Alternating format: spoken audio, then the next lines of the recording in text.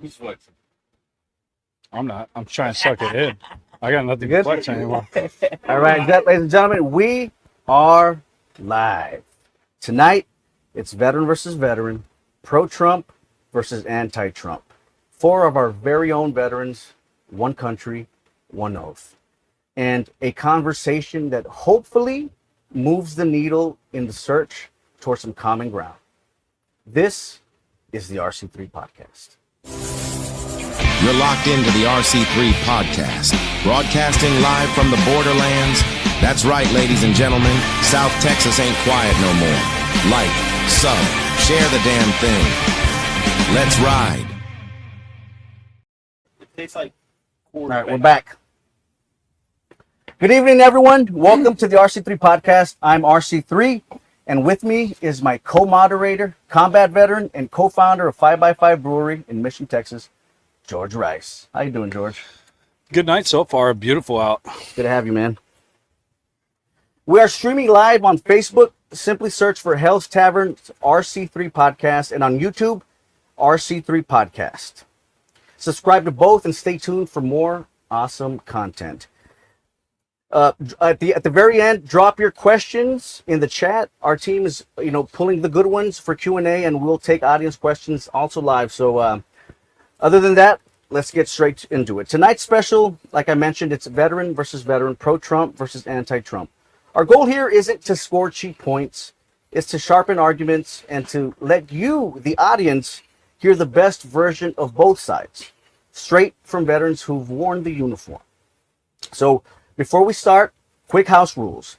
We have four debate topics broken into 4 25-minute segments. So the first topic is national security and foreign policy. Second topic is the loyalty to the Constitution versus loyalty to Trump. Third topic is the use of the military on U.S. soil. And the very last topic we will be discussing is veterans' benefits and promises.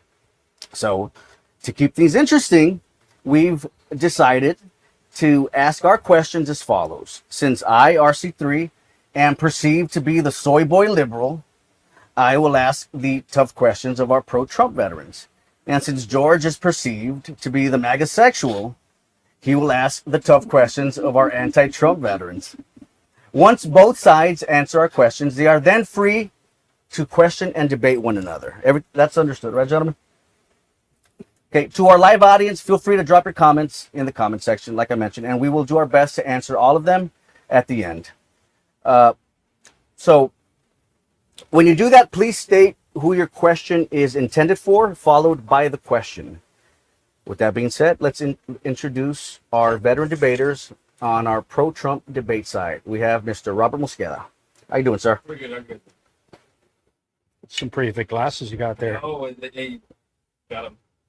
Did you wear those birth control glasses in the basic? No, these are actually good. I did. Yeah, you I did. did. My brothers give me smack because they're Dolce & Gabbana or whatever. Yeah. Whatever. Anyway, they call them my Dollar General. You fancy, though. So I've General glasses. actually known this guy since junior high. They're good. Robert, tell everyone about yourself, your time into So, I mean, I got a long story. Don't do a long story. No, I know. But it's very short. It's as short as possible. So, born in Houston. I got raised in Mission, Texas. I'm an alumni there out of Mission, Texas in 03. Like Stab You mission or Sherryland mission? No, Stabby. Oh, okay. Stab, yeah. Not the veteran side. Thank God. So, anywho, as soon as I graduated, went straight into the military, chose combat arms. After that, as soon as I graduated, we went straight to Iraq, and it was just, How long was it after you graduated? So I graduated in November, and I was gone by March. And so it was right there. So I did my first, all 3 of my deployments are all in Baghdad. I fast-tracked through the ranks. I went from E2 to E6 within 4 years. I remember that. I remember, I think I was on MySpace. I'm like, how does this fucker go from private to staff sergeant? Like, what does this guy's promotion points look like? They must be non-existent. I was the only guy there for the E5 board, and I was the only guy there for the E6 board. man, the first sergeants were just livid. Like, we're here for your ass. All right. Sorry. You had to do like the soldier's creed. Oh, that yeah, stuff? everything, man. Oh God. I scored perfect at all. Actually, on my E6 board, I messed up on one push. I still remember it. I'm not talking about that, but that's so. I mean, you must have had it pretty easy with the height and weight test because you Yeah, never yeah. really had a neck. Yeah. Pretty much. Yeah. So after that, I served 10 years. Got out, and it was supposed to be a one-day turnaround from the military to U.S. Customs, but I took a deferment. I didn't like the locations, so took a 30-day wait. I ended up going to Roma, Texas, as my first port of entry. So there, I mean, it was a little bit different.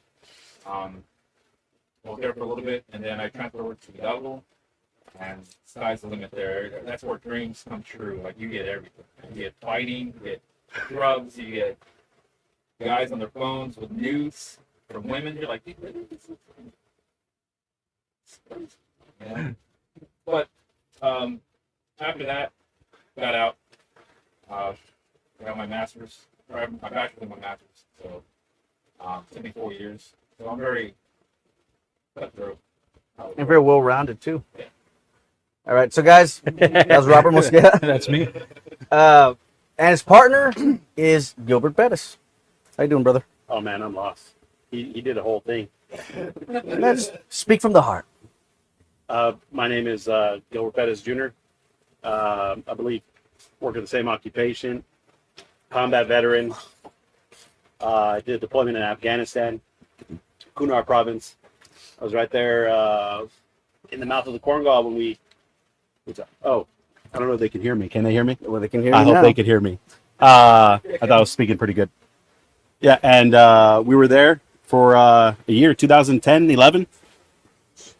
And came back. I was with the 101st Bastogne, 1327 above the rest. Delta, Bulldogs. It was a good experience. And when I got out, just like some of not most veterans, lost. Worked construction, oil field. Then ended up with post office. It was a good job. So been living good for the past 8 years. That transition sucks, huh? It does. It was, well, the thing is, what was shitty about it is 6 months before getting out, my back gave out and so did my leg. So you know how they treated you like shit, right? Yeah. And then they went to Fort Polk to train. I can't remember what that JRTC. did, and it sucked. Yeah. We went, Fuck that and place. when I came back, I got lucky because my leg gave out again there, and then you know what they did? They thought they were doing me a favor. They moved to headquarters, and all I did from there on was they captured somebody. I would take them to facilities, get on helicopters, and just jump around until it was over. I came back, my dumbass is not paying attention, and I had 10 days to get out. Oh God. Oh, 10 days to get out, Dude, man. that's hard, man. Yeah, it was. Did you guys have the CIF Nazis where you were at?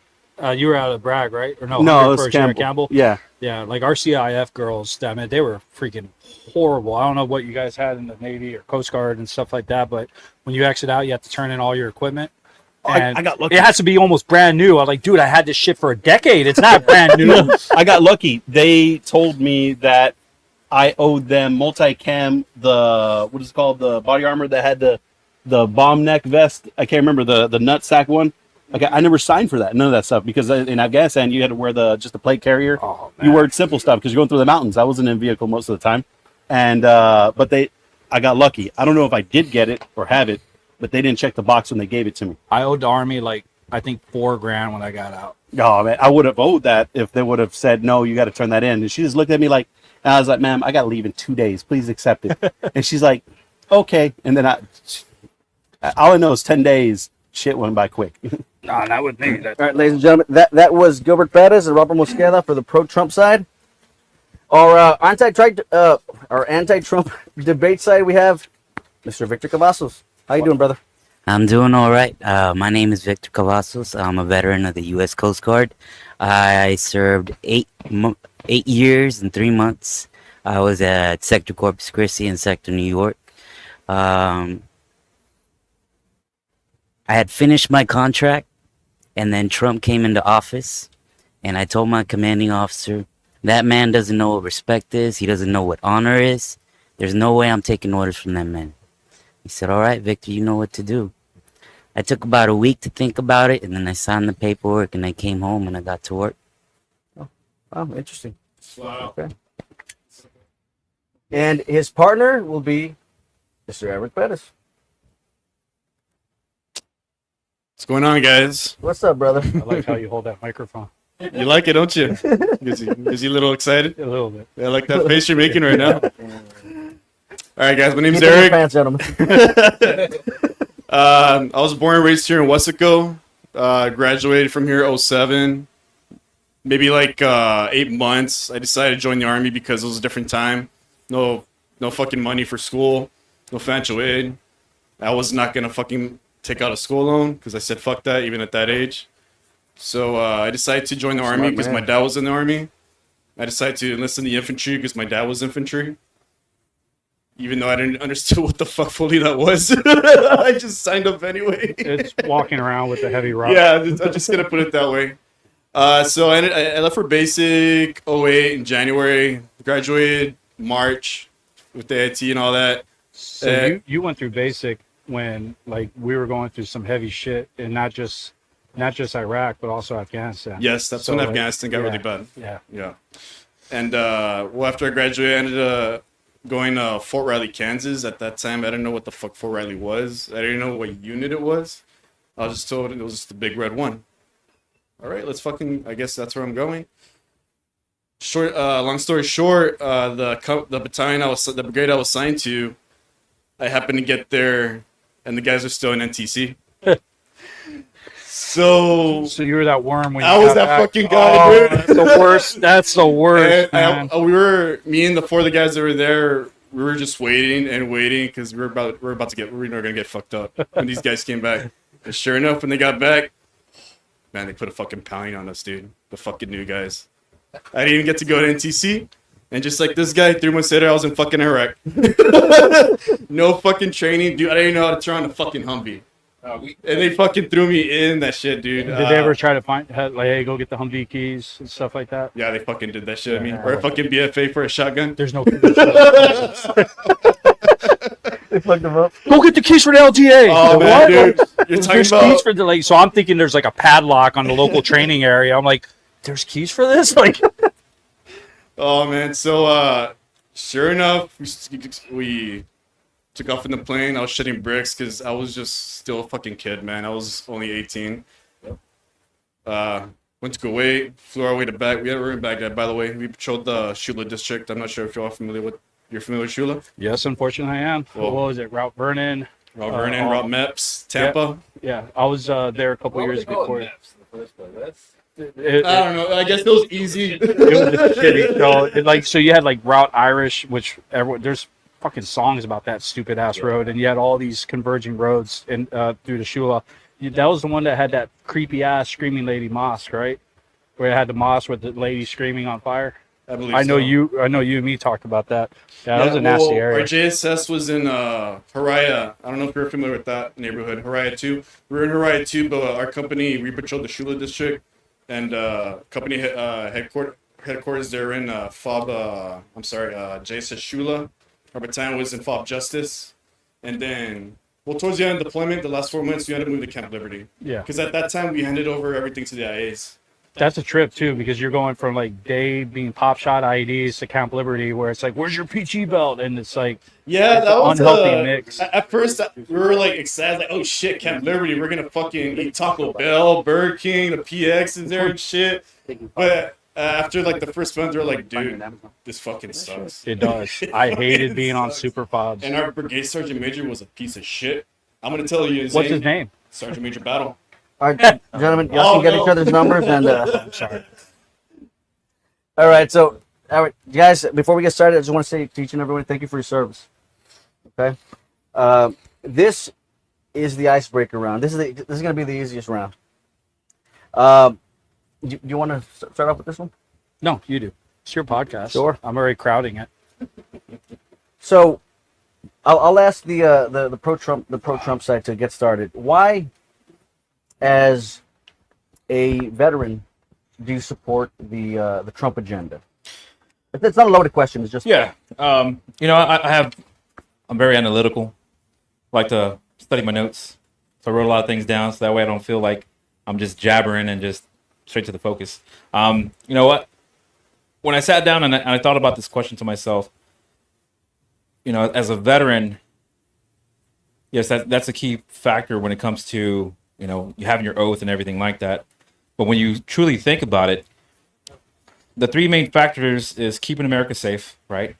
From both foreign and domestic. Trump pushes that, period, right? Protecting our Constitution, and finally also, putting veterans and the hardworking citizens first.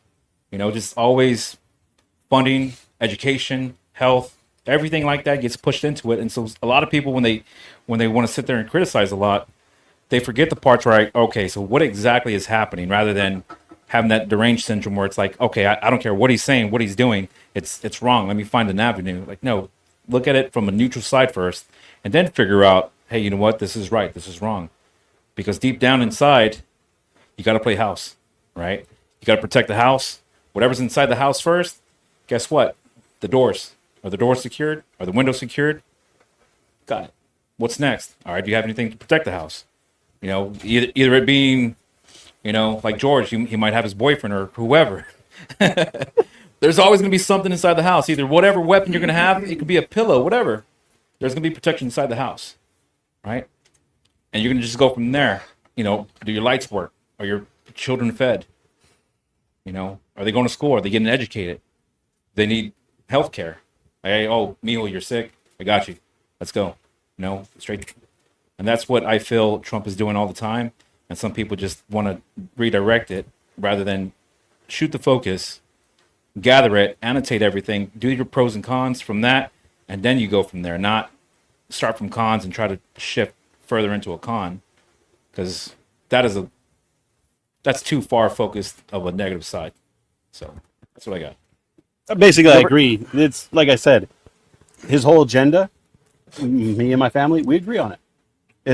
His agenda, he's kept all of his problems. He's done good. The only thing that is, everybody hyper focuses on the negative. No president's perfect, but he's stayed on course and he's done everything good. As he promised to secure the borders, he's done that. We're talking about his second term, but his first term, man was going to get a peace. Was it a Nobel Peace Prize? He was going to get it. Abraham Accords. He's locked in. Who dropped the ball? President that came in. So that's what he's trying to clean up now. Him, and who was it that didn't start a war? Was it Truman? Or was it, I can't remember that president. He didn't start no war. Biden came in, started wars. Now what is he doing? He's cleaning up all the mess from the previous presidency. So what I see is he's doing a great job. My personal opinion. Okay. Now over to the anti-Trump guys. Let's start with you, Eric. Why do you oppose the Trump agenda? It's just something I took out of the military. I believe it's just reckless leadership. He does things very quickly, very recklessly sometimes. I did like him at first because he just didn't give a fuck what he said. I liked that about him at first. But then the more he got into the presidency, the more his true side started to come out. And the second term, it came out more. Because at the end of the day, I just realized he's just a fucking old man that has no business to be running. And when you have that type of leadership, you got to be careful what you do. You got to be careful what you say. Because at the end of the day, we're the ones paying the price for it. That's all I got to say. Interesting. Victor? I believe that as president of the United States, you have to be the president for all the people. He has shown that he is clearly a racist. He's divided the country. He tried to overthrow the government January 6th. I think that was treasonous. I think anyone who takes their oath seriously as a veteran needs to consider that. And he's a fool. He's a fool, let alone he's a pedophile, a rapist pedophile. How, as a man, can you support a rapist pedophile? Victor coming in strong with that one. This is gonna be a fun. This is gonna be fun. We're talking about Biden, right? I was like, I don't know when Biden like. Can you hear me? No, there's no sniffing any objects here, guys. Come on. All right, guys. So with that being said, let's go into our first topic of the night. You want to lead off, or you want me to lead off? Yeah, I've been talking for a minute. You can start off. But the first topic, ladies and gentlemen, our fellow veterans here, it is national security and foreign policy. Okay, here's a good one. Is border security national security? And if yes, explain the trafficking, overdoses of fentanyl, human trafficking surges that we've had under the last 3 administrations, and then the sudden rapid drop off the previous administration before Biden and the current administration right now. And what are examples of the previous administration? Like, We had spikes during the Obama administration, during the Bush administration, and also during the Biden administration. Massive spikes. The last administration actually record-breaking spikes. okay, and how is it now with Trump underneath? We have record low legal immigration, and fentanyl's dropped. I think, what was it, 84%, 84%. Yeah. Okay. 85. Mid-80s. Yeah. Okay. Thank you. All right. And when the whole fentanyl thing, when did exactly that start? Because I'm gonna be honest with you guys, I didn't hear nothing about it until Trump actually said something about it. So from my understanding, I could be wrong. So if someone wants to fact check me, fentanyl started getting produced overseas. China was a huge proponent of it.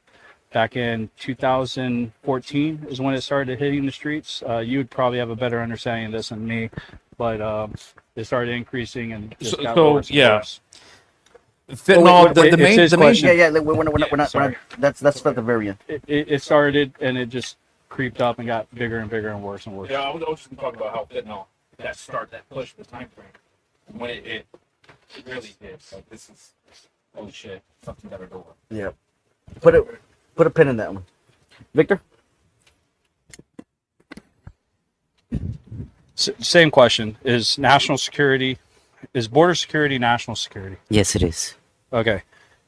Can you explain, if border security is national security, the massive drop off that we've had in illegal trafficking, both human smuggling, drugs, all that nasty stuff that was prominent in previous administration, that everyone, both Republicans and Democrats, said that it couldn't be fixed, it couldn't be solved. But now here we are, several months into a new presidency. Seems like it got solved. Trump is killing the American dream. Before, people used to look at the United States and think of it as a beacon of hope, somewhere where they could come and have everything that's granted in the Constitution. People around the world don't see that anymore. They see ICE kidnapping people off of the street as they go to work, breaking into families' homes. People don't want to come to them. That's why there isn't people on the border now. He shut off the legal pathways to come into the country. People can't come to the port of entry anymore and seek asylum, which is international law. Well, the seeking asylum was being exploited, and you have to realize that we've had organizations here in the United States going down there saying, hey, this is how you come to the United States and take advantage of our asylum laws. And that was being exploited by the hundreds of thousands each month. I mean, how do you resolve that? Well, not necessarily. I mean, you have to think about the crisis around the world. So I worked along the border, and I worked with a lot of refugees.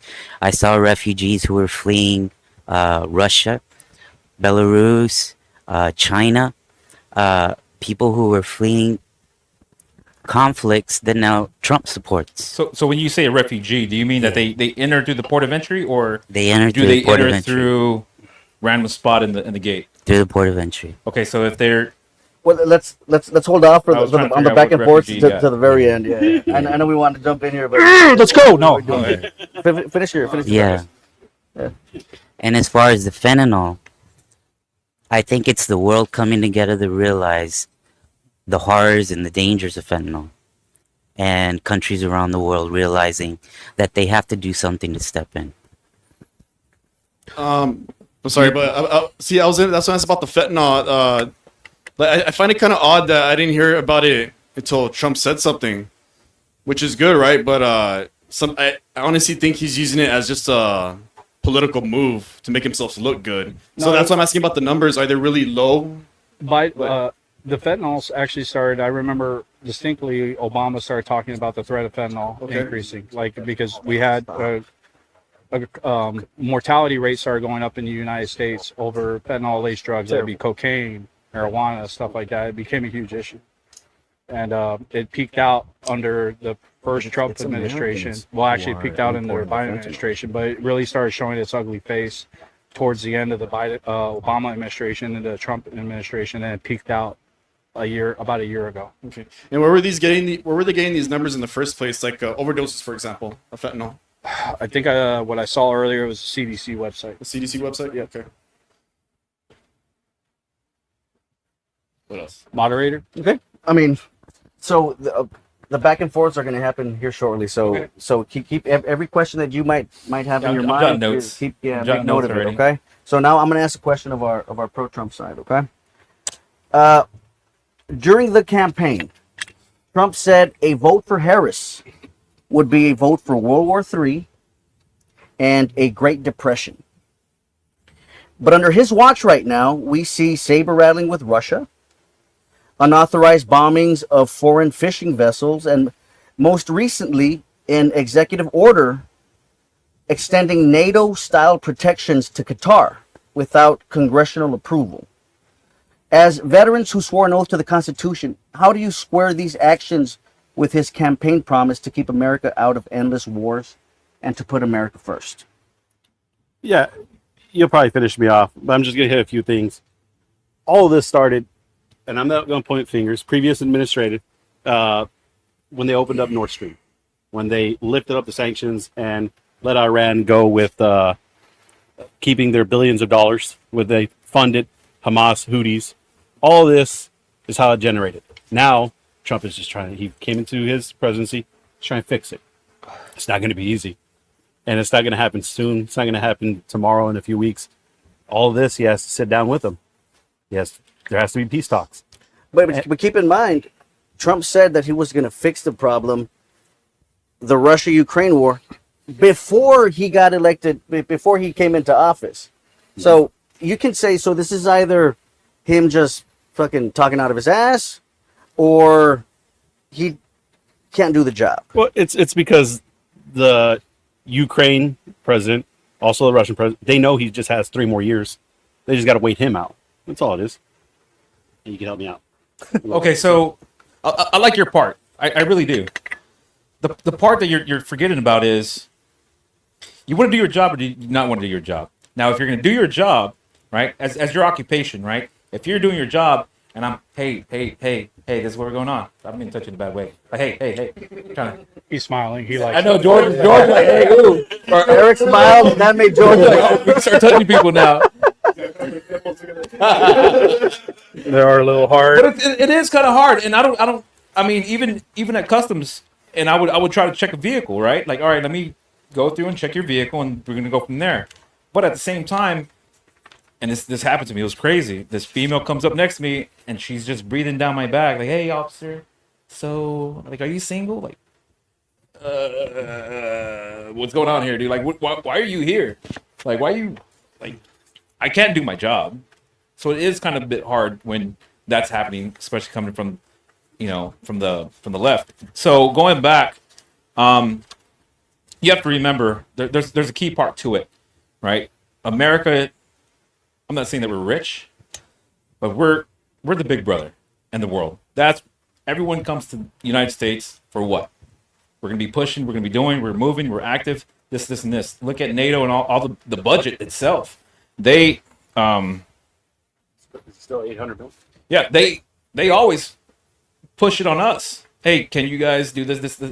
Our budget compared to what everyone else puts in is nowhere near the same. So yes, when something like that happens, yes, no one's going to act to it. No one. What you think Africa is going to react? You think Nigeria is going to go? Hey, they're picking on Qatar, or South Africa is going to do something about it? No, none of them are. You think Europe's going to do something about it? No. Hell, I'm sure. Without a doubt, the eastern side, the eastern hemisphere, they're always at war with some shape or form. Look at Philippines and Cambodia, Ukraine and Russia, Israel with everyone, literally, right? You don't think they say the same thing about us? Who are we at war with in the Western Hemisphere? I mean, in the last 50 years alone. America's built off of war. Yes. That's what I'm saying. But like, so, what I want you guys is to address the Qatar point. Donald Trump signed an executive order giving NATO protections to Qatar without addressing Congress. So now, Israel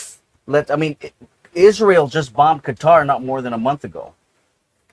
Well, okay, so and Qatar was at war with Saudi Arabia for the last 2 years. So now we have bargained our troops to go in and save Qatar in case they get attacked.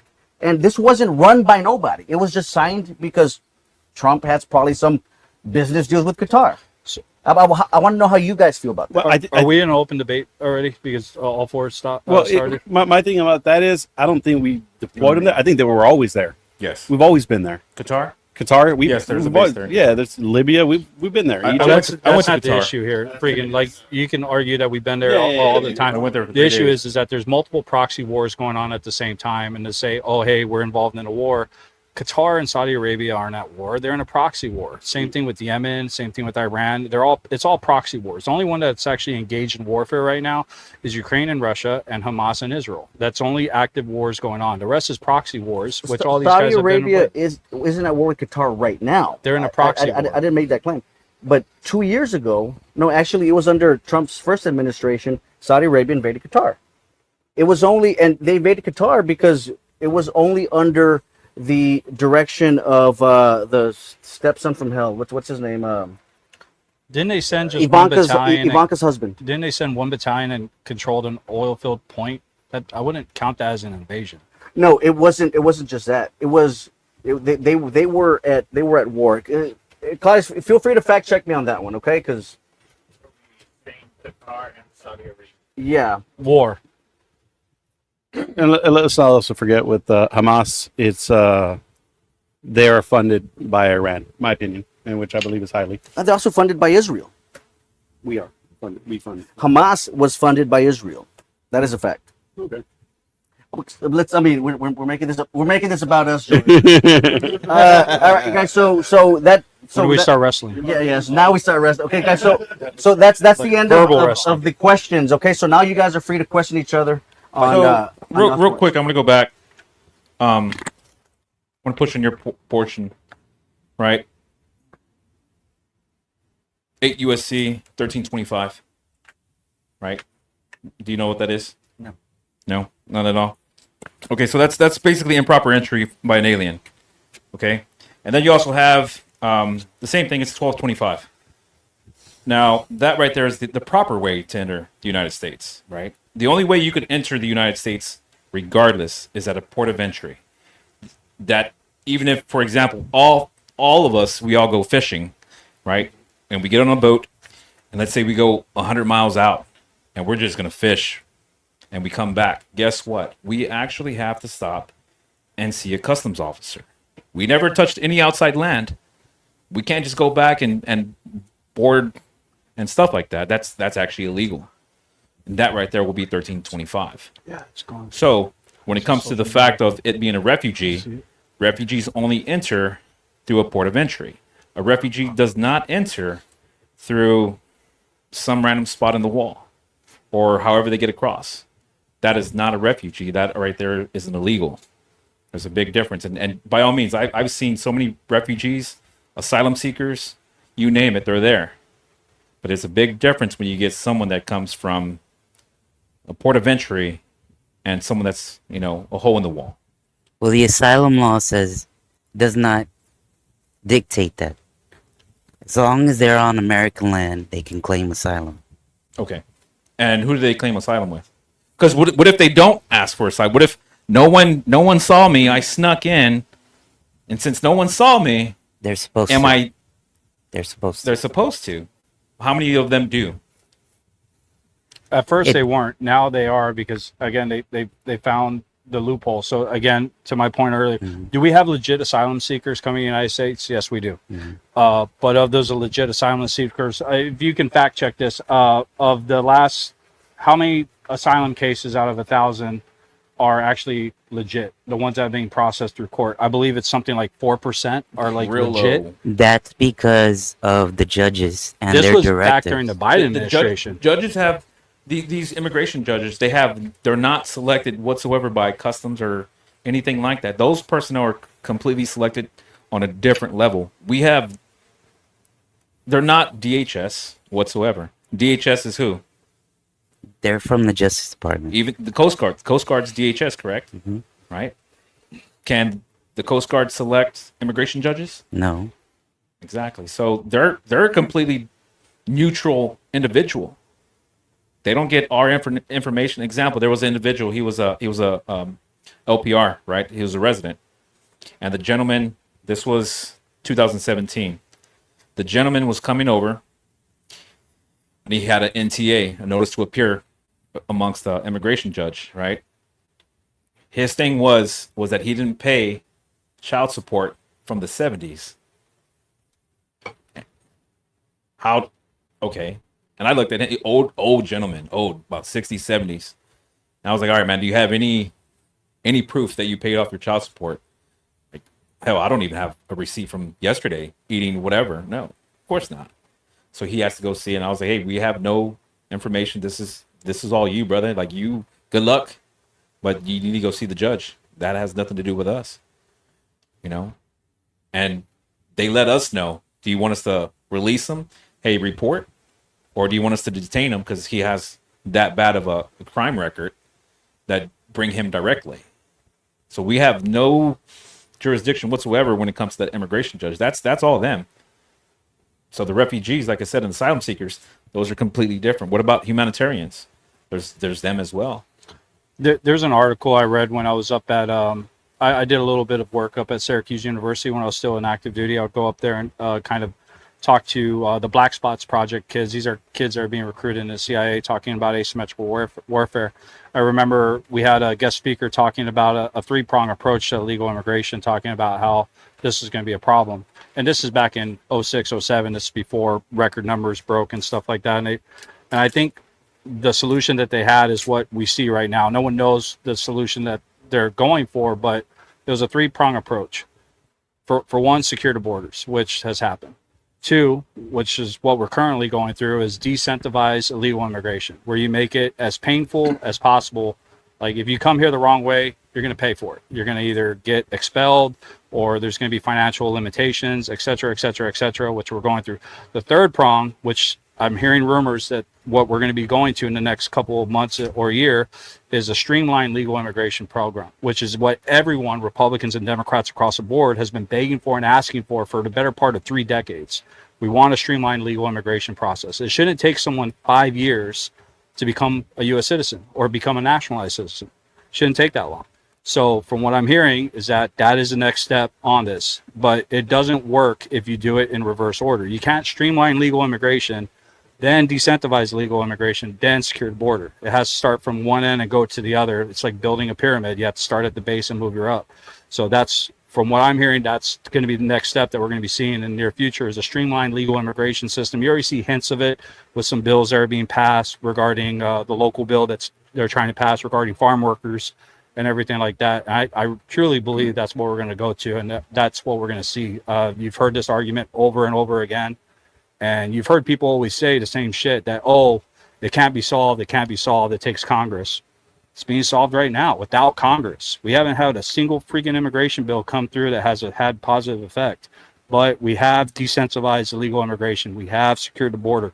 So what's the next step? Streamline legal immigration.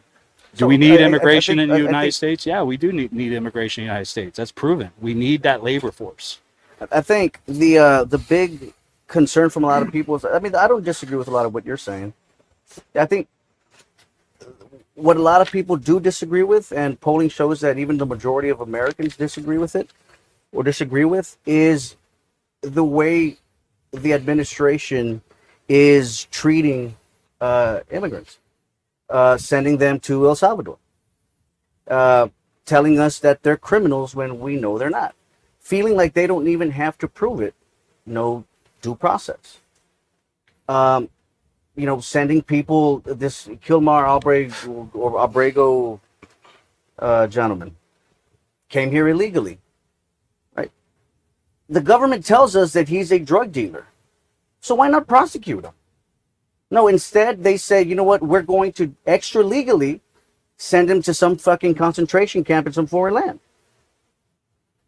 That's what most people disagree with. And the reason, big part of the reason why a lot of people aren't coming here anymore is because when we treat people worse than for the countries that they're leaving, then what incentive is there to come home? I mean, I could get immigration down to zero flat.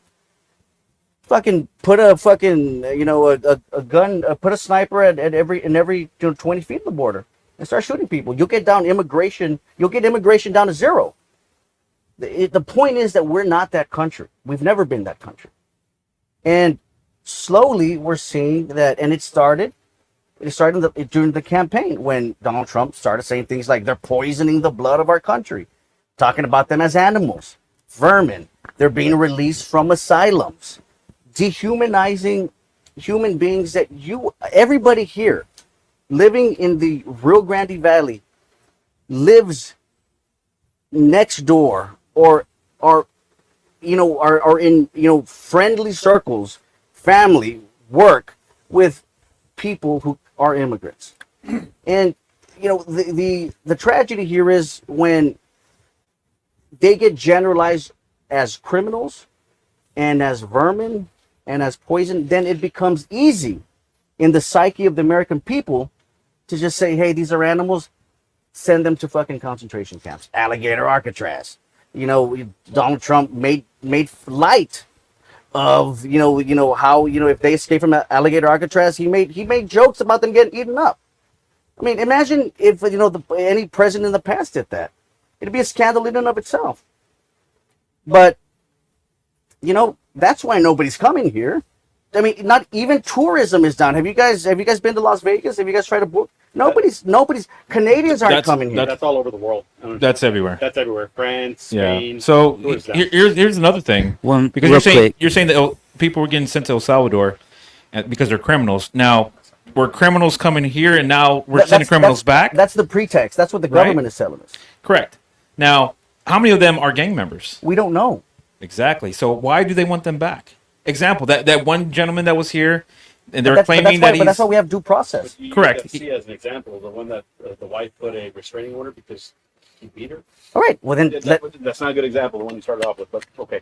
I mean, you may think that, but that's why prosecute him. If the government is so confident that he's the piece of shit that they say, prosecute him.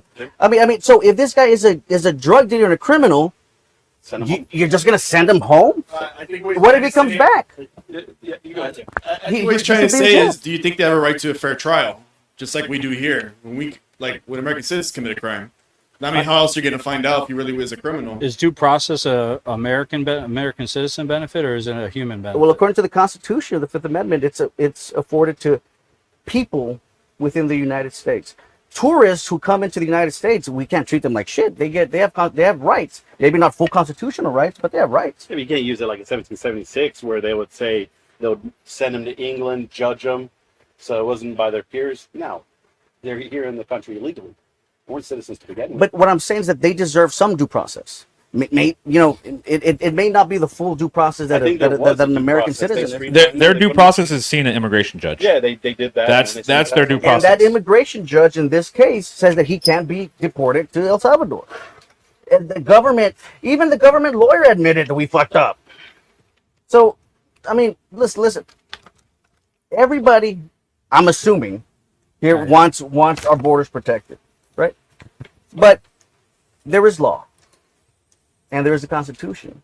And it's either we follow it or we don't. Well, my question is, why wasn't it working before? Why is it working now? I just explained why. No, I mean, well, you said that we desensitized it, which I actually covered that in a 3-point. The 3-point immigration solution is secured border, desensitize illegal immigration, which they're effectively doing, and then streamline legal immigration. Because again, as a nation, we cannot survive without immigrants. We have to have that population growth in order to maintain a net positive GDP. And I think they realize that. They're not financially idiots up there. They're going to start pushing this. I guarantee you, you're going to start seeing more and more of it. And revert back to this podcast when you see a streamlined immigration process that takes 2 or 3 months, and you're like, "Fuck, George was right." No. I would say I'm glad George was right. I'm gonna say I'm glad George was right, because I mean, this isn't about who's right or wrong. It's about what is right and wrong. Correct. Right. And so, I mean, when from your lips to God's ears. when it comes to the whole immigration side, I get it the most. I get it. I really do. Example, my dad, he was a deported veteran. He got deported from 94. Correction. His first deportation was 98. Right? Went to jail in 94. Law was passed in 96. Baby Bush. Baby right? Bush. Texas governor, he's the one who pushed it. Baby Bush decided to say, nah, if you're a resident or visa or anything like that, and you commit a felony of any sort, out, right? So from 98 all the way to 2010, he got deported 3 times, right? Damn, So I see how it went. The first time he actually entered through a POE, the very first time. And back then it was a lot different. He looks like me, same skin color. You talk to him, same voice. What's good? You would never expect. Did he have a neck? Oh yeah. He was actually stronger than you too. So, anywho, he Lighten the mode. These guys are freaking depressing. I want to take razor blades across my wrists and have this shit. So, but like I said, I get it more than anything. I'm very. I see the black and white in it and the gray, right? Is there any color in it? No, there's no color in it.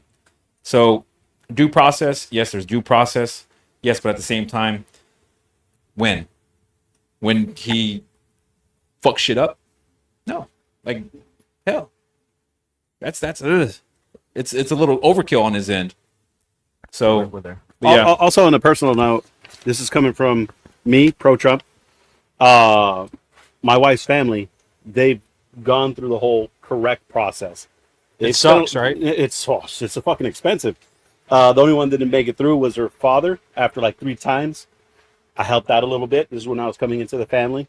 But it was a lot of work for them. And I take, even though I helped a little bit, I don't think that was enough. They did a lot of work. You MAGA boys have taken up a lot of the mic. How about we let them finish off with the last word, and then we'll move on to the next section. Good point. Fucking So what do y'all think about our interpreters that we had in Iraq and Afghanistan? Do you think they deserve citizenship? My guy lives in California. Dude, my guy lives in Austin. My guy lives in Dallas. He worked hard. Our interpreter Dude, they worked hard. fuck yeah, they do, and they earned it too. Yeah, They fucking earned it. So 100%. He had There to are violate his religious beliefs sometimes, but man, he deserved. I believe my interpreter deserved. Absolutely. I agree with you. About due process. Going back to the due process thing, you can play with the words, right? But the Fifth Amendment it says no person shall be deprived of life, liberty, or property without due process of law.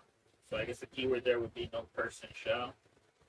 And then the U.S. Constitution, 14th Amendment, nor shall any state deprive any person of life, liberty, or property without due process of law, nor deny to any person within its jurisdiction the equal protection of the laws. So it's person, not citizen. But they still went through immigration. And there's actually a No, Supreme law. and there's a Supreme Court case on that. If you can find that, there's a Supreme Court that Salvador's president even said he wouldn't even deport him. He Yeah. wouldn't deport him back this way because he's Let him from get the final Salvador. word, man. We kind of Yeah, shut yeah, him yeah. out. Sorry. But there could It's there, Coast Guard, man. You know you're at the bottom. You're not even Department of the Military, dude. You're not even Department of the Military. yeah, we are.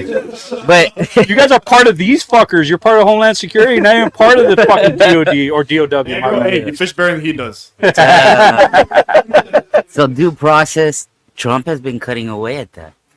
That people don't have time to access their lawyers. They can't make a phone call. They're locked up for days, weeks, without any opportunity to seek relief. They're deported without any opportunity to do anything. Have any of you guys ever been locked up? Like, I'm talking about, like, I thought he was getting the last word. okay, yeah, you know what? You're You right. mean sex? Thank you. Let's move on to the next George. subject. I started the last one. It's your turn. Freaking new subject. Sorry. we All took right, up way so too all right, much. so topic number 2. Good job, guys. That was good. Topic number 2: loyalty to the Constitution versus loyalty to Trump. Okay, so That's actually a good one. I've never heard anything like that until you told me about it. Okay, what? Dude, your shorts are fucking tight. Bro. You like it? I do like it. I just noticed. okay, so all right, so in his recent speech to our generals, Trump really didn't talk about China. Oh, Or I Russia? wanted to. Yes, I wanted to. He talked about fellow Americans. He described Democrats as the enemy within, and even suggested using states as battlegrounds. That's not foreign policy. That's turning the U.S. military against our own people. 10 years ago, a statement like that from a commander-in-chief would have been a scandal. As veterans, you gentlemen swore an oath to defend the Constitution, not to serve the political ambitions of one man. So my question is, how do you reconcile your oath to the Constitution with openly supporting a leader who frames other Americans as enemies and floats the idea of using the military on our streets? I love your question, by the way. It boiled inside me for a bit, and I Good. thought about it because, like I said, I'd never heard this question before, and it literally has to take a lot of thought process. Like how does this come about? Is that right? difficult for you? No. Not maybe for you, yes. It is. Colors. You get- so, but the thought process of it, I was like, wow, I've never heard of that. And when you said that, I was like, wow, I guess it might be a thing or an agenda of some sort. And if someone's saying it, you're not the only one. It's gotta very be- popular on social media right now. You if you go to any of the 98% threads, all Yeah. those like hardcore progressive things, it's like oh, these veterans, that it's mostly from civilians saying oh, they're not supporting their oaths, they're supporting Trump. I'm like, dude, I don't know a single correct veteran that would say no, president over Constitution. But They're all to be hardcore fair, about it. I know a lot of conservatives that are asking the exact same question. I mean, the question isn't a question that should be a surprise. I mean, especially if you saw the speech. But anyway, I'm sorry. Go ahead. So, I jotted down some things, and I was like, Trump didn't demand loyalty to himself, right? He demanded loyalty to the Constitution and the American people, right? On top of that, as a veteran and any law enforcement or even political party of any sort, they all take an oath. Everyone takes an oath to defend the Constitution. Hell, damn, I'm sure maybe the janitor at Post the office. Pentagon, he probably took an oath. Oh Exactly. yeah, you're a janitor. Yeah. But the key part is, It's an Trump easy life, man. Trump added three judges, and they're there to ensure that those oaths are met by everyone. Right? So when you have that, and people say like, all right, you need to push either against Trump or the Constitution. Hell, even Trump goes towards the Constitution. I know as liberal people say, no, he's not. Yes, I get that part. But it's not just about liberal people. I mean, he himself said after he lost the election that we need to terminate the rules and regulations in the Constitution because he was butthurt that he lost the election. Well, I wouldn't say butthurt that he lost the election. He was butthurt that No, he was Biden got butthurt away he lost with the it. election. Got away with curving it.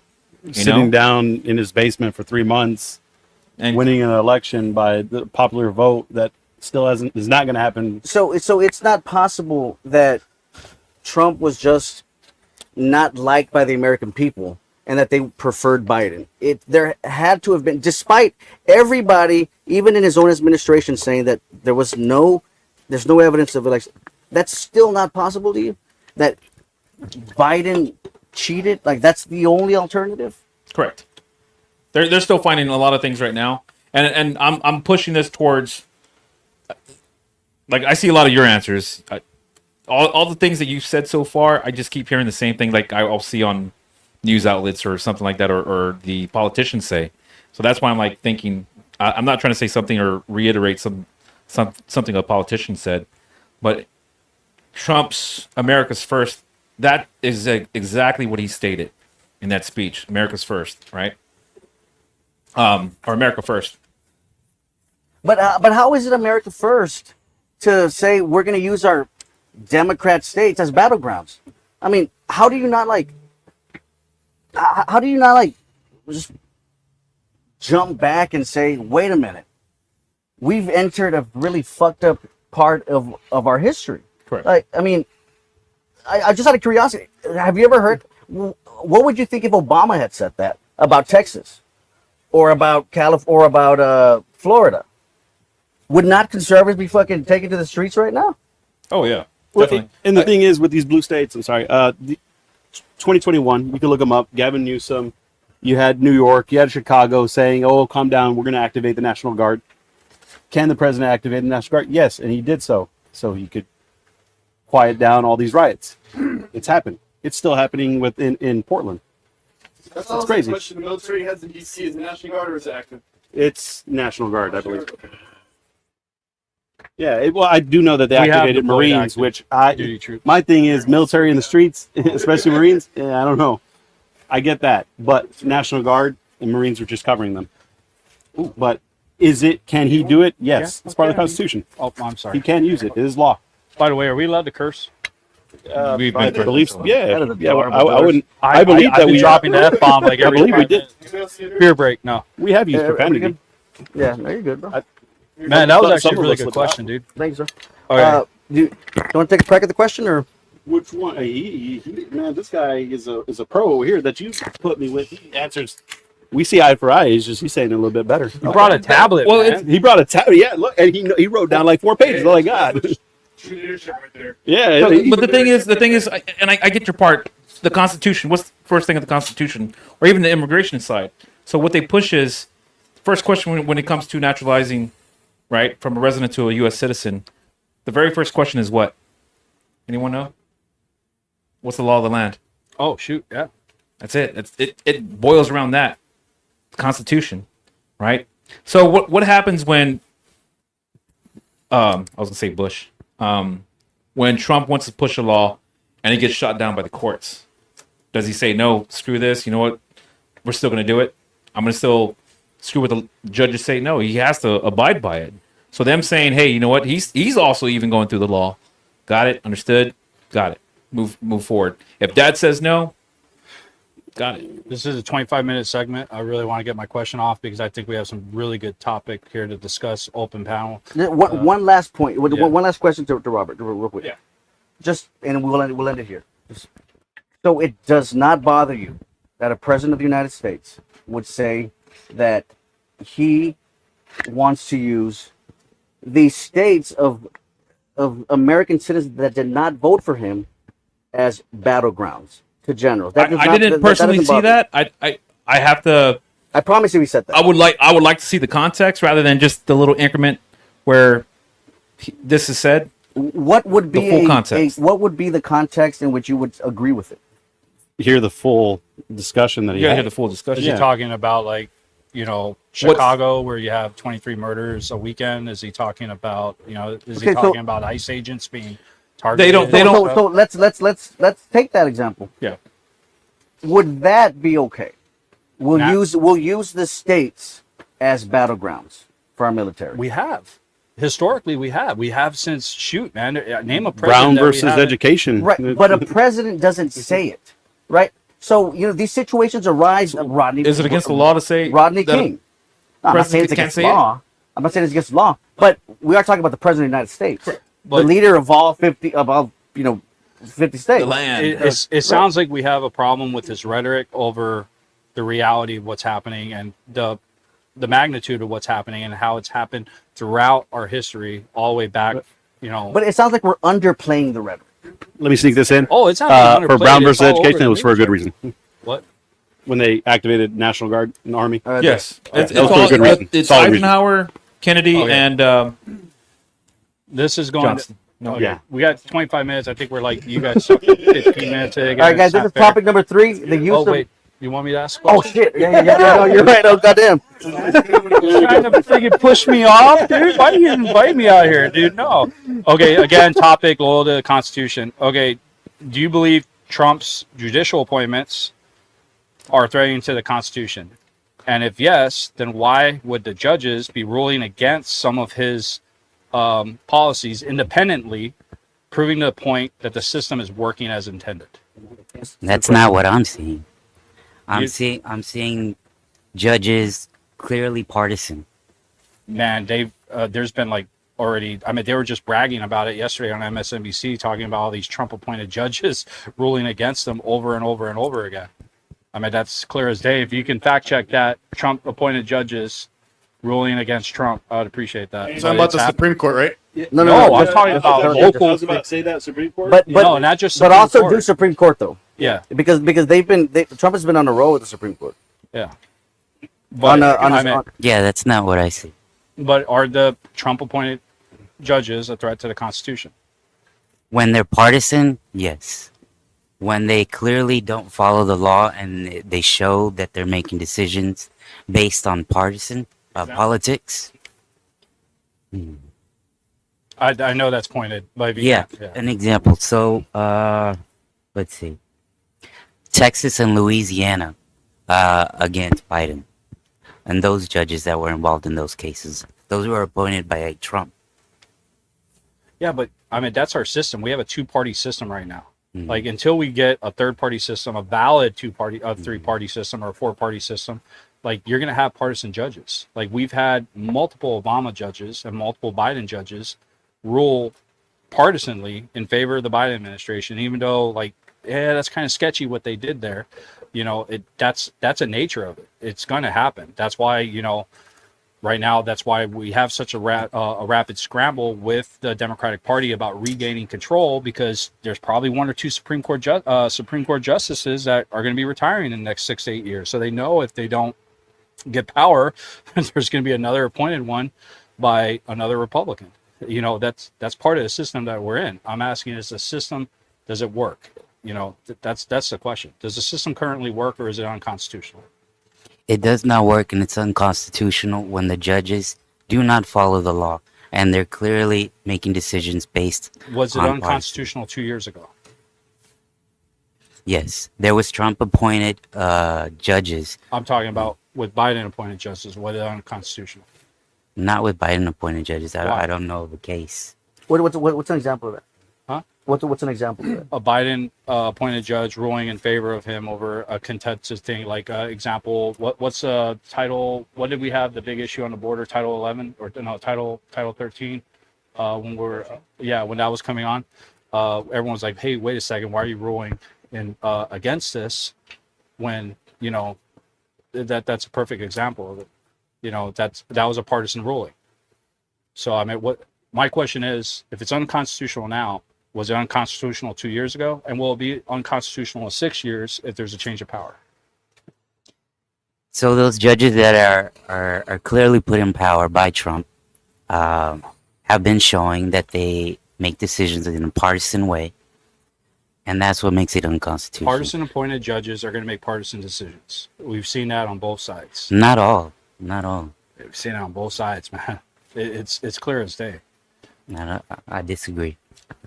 Stop looking at my notes. I can't read your handwriting anyway. Oh, Dr. man. Rice. Oh, it's Can you fucking repeat the bad. question, please? Loyalty to the Constitution. Are Trump's appointed judicial judges, are they threatening to the Constitution? And if so, why do we have Trump appointed judges ruling independently against, his policies? Oh, this is difficult. It That is. ain't- yeah. Should have gone to the SDC, bro. Nah. No, I mean, when it comes to judges, Trump-appointed judges, judges elected by the people, it's a huge fucking mess. I mean, you could think about the last one I can remember was probably the Roe versus Wade getting turned over, which was I remember having under Biden. I know it did, but were those Trump elected judges in the Yep. Supreme Court? Yeah. Mhm. Yeah.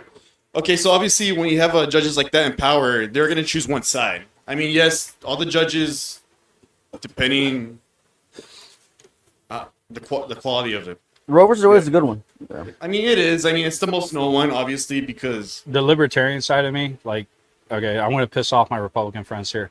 I am very much not necessarily pro-choice. I'm pro-state.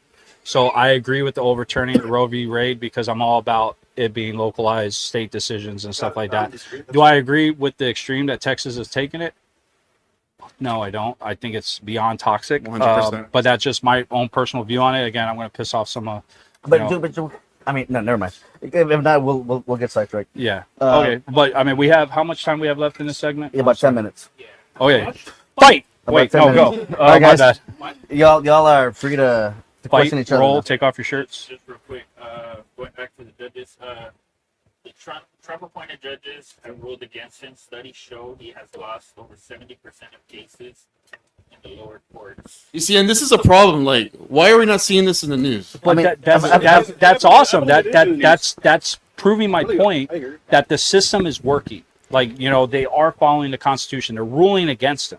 We didn't have that 2 years ago. Show me how many rulings did we have against Biden with Biden appointed judges? You talk about partisan judges. But is it's it hyper one possible way. that Biden wasn't as He wasn't trying to break the law.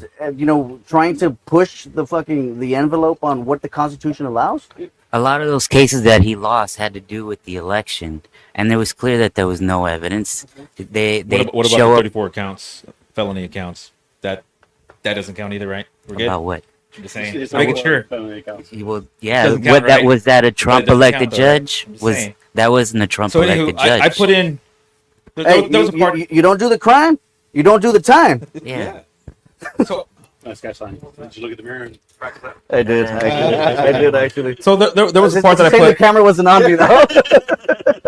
and this was the keynote, and I was struggling with this last part, which was the resources and priorities. This falls under the loyalty versus Constitution, loyalty to the Constitution, loyalty to Trump, right? So Trump's fiscal year, the 2026 budget. Have you guys seen that? Yeah. How much it's going to be? It's insane. Crazy. I don't agree with him. It's a lot. Yeah. But at the Maybe same- there's a method yeah. of madness, but that It covers everything. There's TSA. no method to the madness. Dude, Oh, it's it never a is. lot, dude. It's a record-breaking budget. I mean, I don't think anyone's too happy, but it does cover a lot. And Rand Paul's not very happy. Well, what is it? He's never happy. I love Rand Paul. so TSA, military, things of that nature, DHS, all that stuff. It all covers into it. So here I put the budget keeps judiciary operations running while prioritizing the defense, homeland security, and the border protection, showing loyalty to America's survival and safety first. Is that not right? Or is that wrong? Is it right? Repeat the question. So I put Trump's fiscal year 2026. It's actually 1.7 trillion or some crazy That number. was 1.5, but yeah. 1.69 trillion, right? So the budget keeps judiciary operations running while prioritizing defense, homeland security, and the border protection, showing loyalty to America's survival and the safety first. Is that right or is that wrong? It's wrong in the way that he's doing it, and So we he's doing should it not- by cutting healthcare. Okay, Uh, that's another topic later on down the road. yeah. I know that part. So he's making cuts to essential resources that Americans need. Americans, Yeah. or were you talking about the refugees? No, Americans. Okay, you're talking about ACA, ACA. ACA, Medicaid. Okay, so ACA Social also Security. is part of. So the whole. I don't know if this is a little bit too early, but the whole government shutdown, right? The whole ACA thing, right? What part is ACA? What does ACA cover? What do you mean? Legal residence, correct? Yeah. Right. The whole healthcare. That's why Yeah. we're crushing it, right? That's why the Dems want to stall out. Other things are going to happen. My understanding.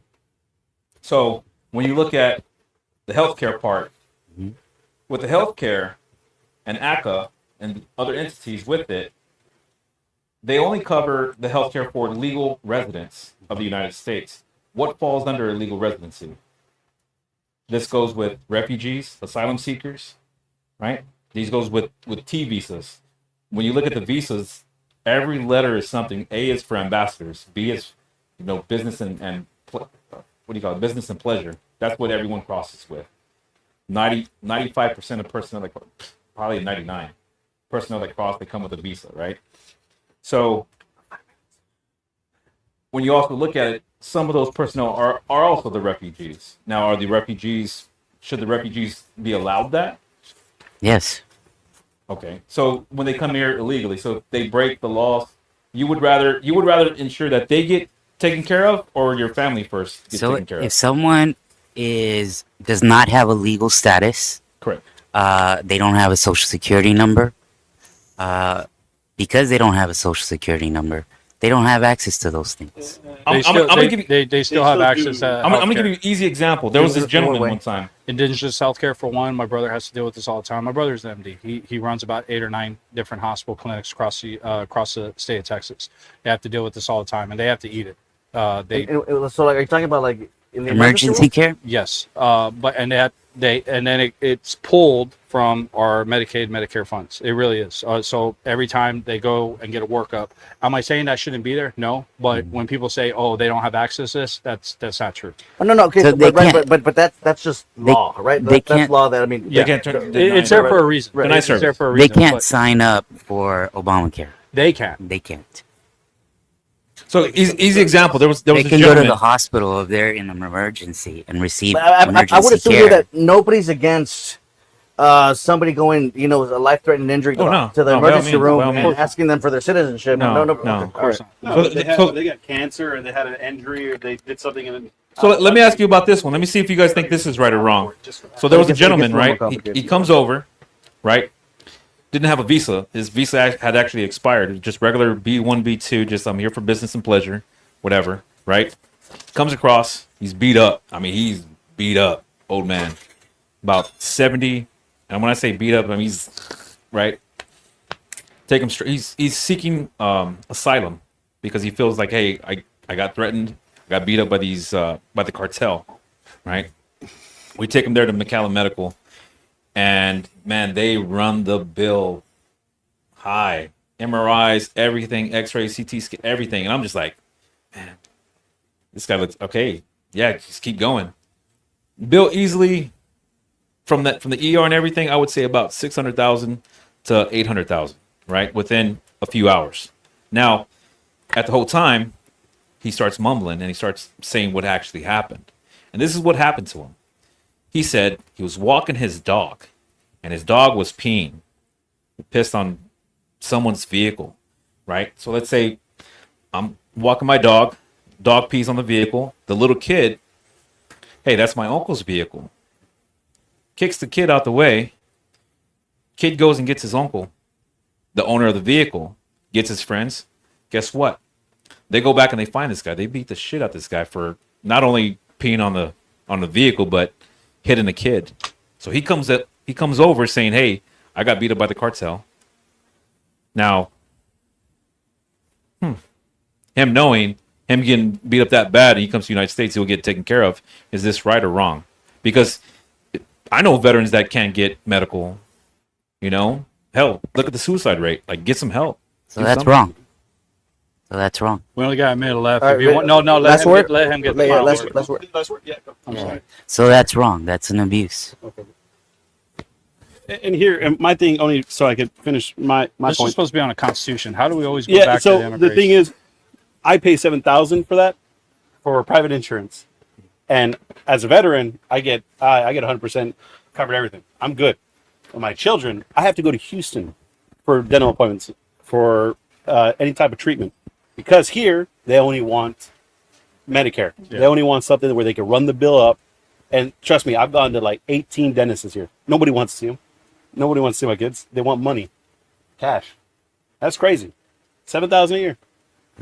We expect the same treatment if we're in a foreign country if we got hurt. I would expect it, but I know I wouldn't get it. So I would definitely have a medical plan going to a foreign country. And I've actually been in that situation. I'm like, okay, do not get hurt over here or research it. Well, But you would want At the end of the day, when it comes but to you would prefer it, right? I would prefer Obviously, knowing, right, yeah. but Well, keep you alive, in yeah. reality, I knew, okay, don't get hurt here because, you know, it's going to cost me an arm. and yeah, a let's leg. just say if it was an accident. Well, we have no choice, right? Well, that's Yeah. good planning, you know. Yeah, I understand All where right, you're coming from. time's up for this round. And those Okay. costs are because we do not have universal health care. If we did, those Dude, costs would be You're a down. veteran. You know how the VA works. You really want that shit globally? Be like Canada. Yeah, it No, works. fuck no. It works. 90-day wait Well, they're very happy with their health care. No, people die at a large number. Veterans should be able to go to any hospital, any we have doctor. that, but that's a subject coming up, and Yeah, we do yeah, have that now. we'll get there. I will guys. say, oh, my bad. Next subject. All right. Next topic, number 3, use of the military on U.S. soil. Didn't we touch that a little bit? I mean, we did. We We did, but it's our kind of our subject matter expertise for basically collectively all of us. Yeah. Okay, I'll ask the first question. President Eisenhower and Kennedy has used troops domestically among many other presidents. Do you guys believe those leaders abuse power, or is this only a problem when our current president does it? That's a good question. Huh? That's a good question. When our current president does it. Well, what did Kennedy and Eisenhower do with the military? It was domestic, but where did he set them? Riots. We deployed troops in California over a serial killer. Little Rock is a great example. That was a nasty one.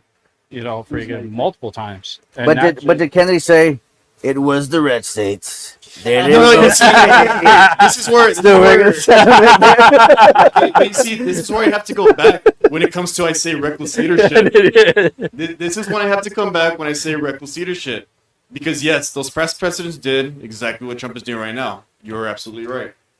But when you motivate people the wrong way, like he does, you're gonna have different situations. That's how you get divided in America. So I'm not disagreeing with you. Yes, they absolutely did exactly the way Trump did.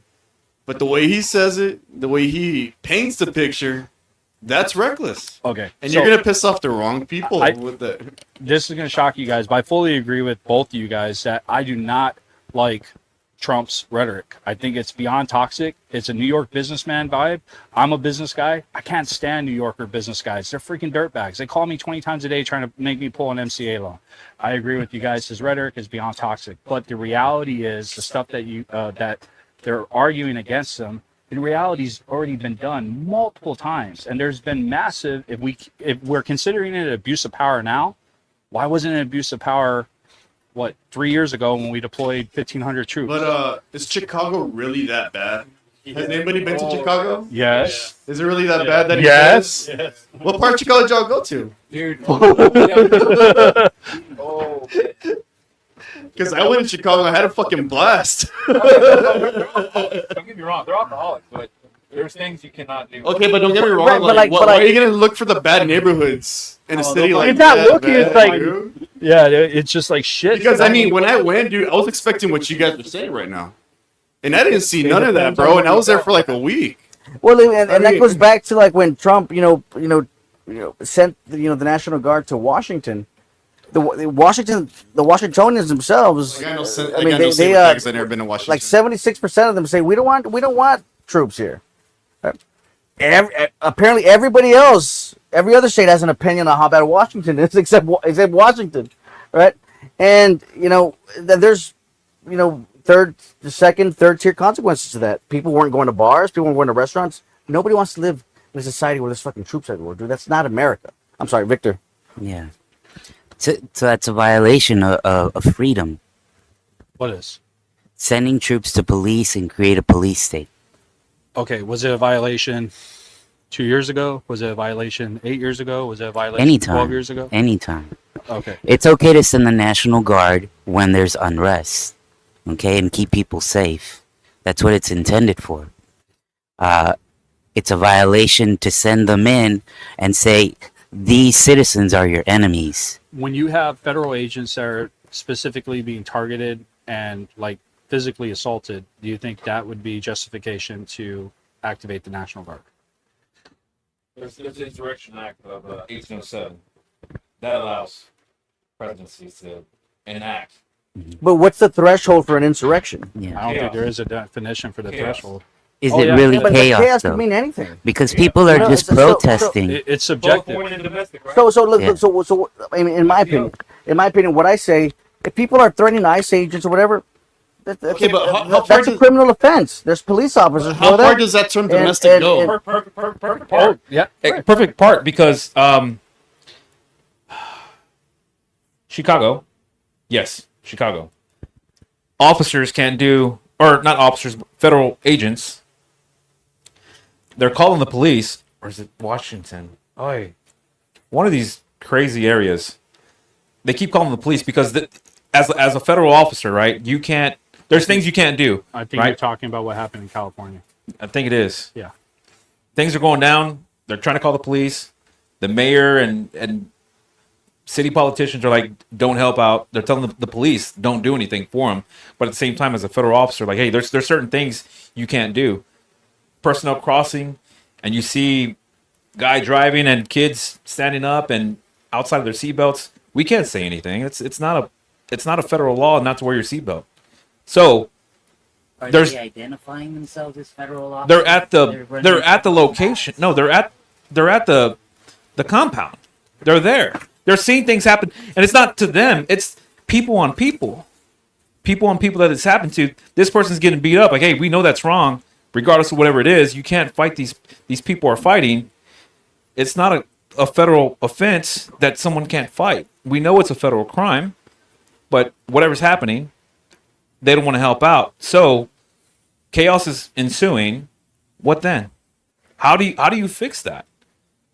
Insurrection Act. You have to get who's above the police? Military. Who's above the military? President. But it's not to that level. Not to that level, of course. Yeah, not. well, And DC it was shouldn't get to 40. that level. DC was at 48% burglaries, 36% car thefts, and that went to almost zero when they activated the National Guard because You want some of that? the mayor didn't want to do nothing. They didn't request nothing. Trump enacted it. You get what I'm saying? Yeah, but was it the right decision? Hey, Well, he gave him a you lot can of take your. time to do so. You can knock out your questions Gave, right now. gave the mayor to do so. Because Gave I him the already weapons. asked them, and they're They already chose not jumping to. in. So what did Trump do? Saw it, activated. Same thing with California. California, Gavin Newsom, like I said earlier, 2021, he said, "Oh, everybody calm down. There's all this rioting. I'm gonna activate the National Guard." Didn't do it. Same thing happened this year. Didn't do it. What did Trump do? Said, "Shit, let me do it for you," because you know what? It's at a federal level, and he could, and he did. There wasn't riots. There was protests. Oh, Oh no, that wasn't a protest. That was They protest. were physically going after That's agents. just a nice sport. You talking about the rocks against the border patrol?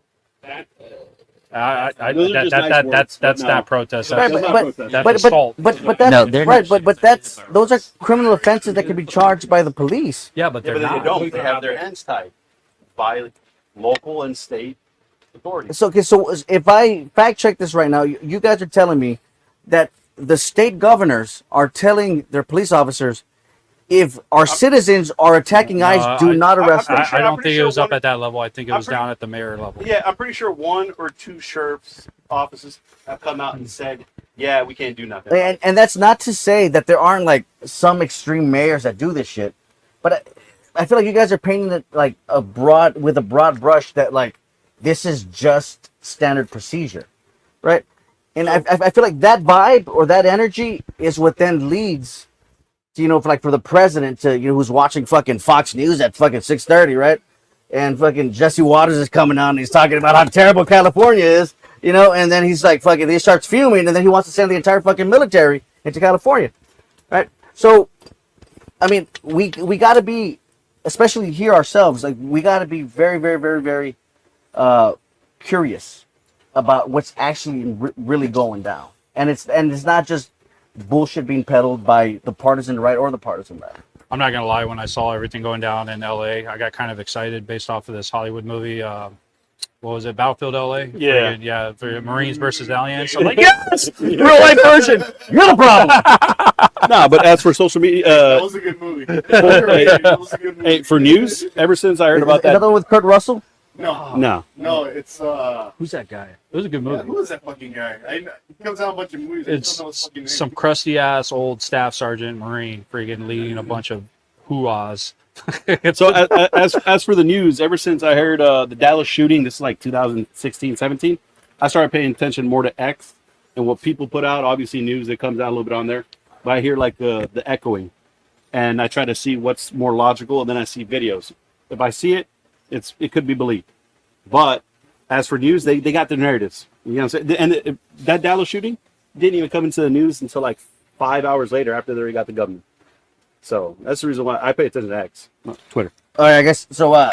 So now my question. So real quick, so I know the part with Trump enforcing military and stuff like that. I mean, we're all veterans. We know we have to protect, right? What was it? What was that motto that everyone would always use? Hearts and minds, hearts and minds, hearts and minds, right? Gotta save the community. Not work. Save the community. Heaven forbid you get fucked up. We don't care about it. Hearts and minds. Just to be clear, I'm not a veteran.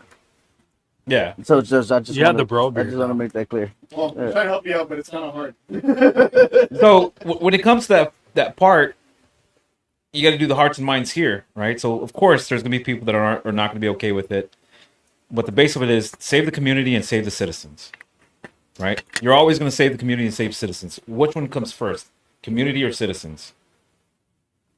That's exactly, the life is gonna be more worthy than the community. So Life over property. when people are vandalizing, are the riots a matter? Like, okay, people are upset. Yes. What do people do? They begin the riots. What do they destroy? The community. Their own community. Their own community where they lived. And sometimes they bounce around and what have you. I mean, I wouldn't go on a riot with Charlie Kirk. I didn't see one single riot. Right? George, come on, man. The whole country was ready to burn down. And the politicians were different, though. the politicians were pushing it. All right, so I mean, you know what? Community. I mean, and that citizens. itself is an entire fucking rabbit hole that we Yeah. can spend an entire hour on.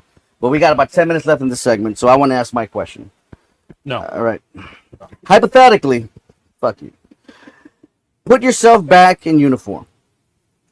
If you were ordered by the Trump administration to go into another state and attack fellow Americans, because this is a battleground, what would you do? Would you follow that order, or would you refuse on the grounds of your oath to the Constitution? Are you saying that? I like currently- that question. But are we attacking fellow citizens? I mean, so in Portland, Oregon, Trump instructed the National Guard to use full force. So the question you're asking is Milgram's theory. Milgram's theory is the authority theory. That's the base of it, right? So Milgram's theory was trying to figure out why did the Nazis listen to Hitler? The minority destroyed the majority, right? And no one could figure out why, but it boiled down to authority. They did it. Now, that's a very shock and blast type of question where it's like, of course, you're going to have to listen to your superiors, regardless of what it is. And what happens if you don't? What Hitler did was, you don't want to do it? You know, example, George, I need you to kill this gentleman right here. He's a Jew.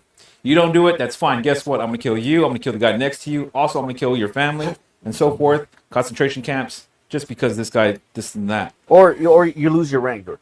Yeah. But that was you got Nazis that would go to the concentration camps too, just because they didn't believe in things that they saw right. So it's hard to say that some You're talking people about the Third Reich Initiative?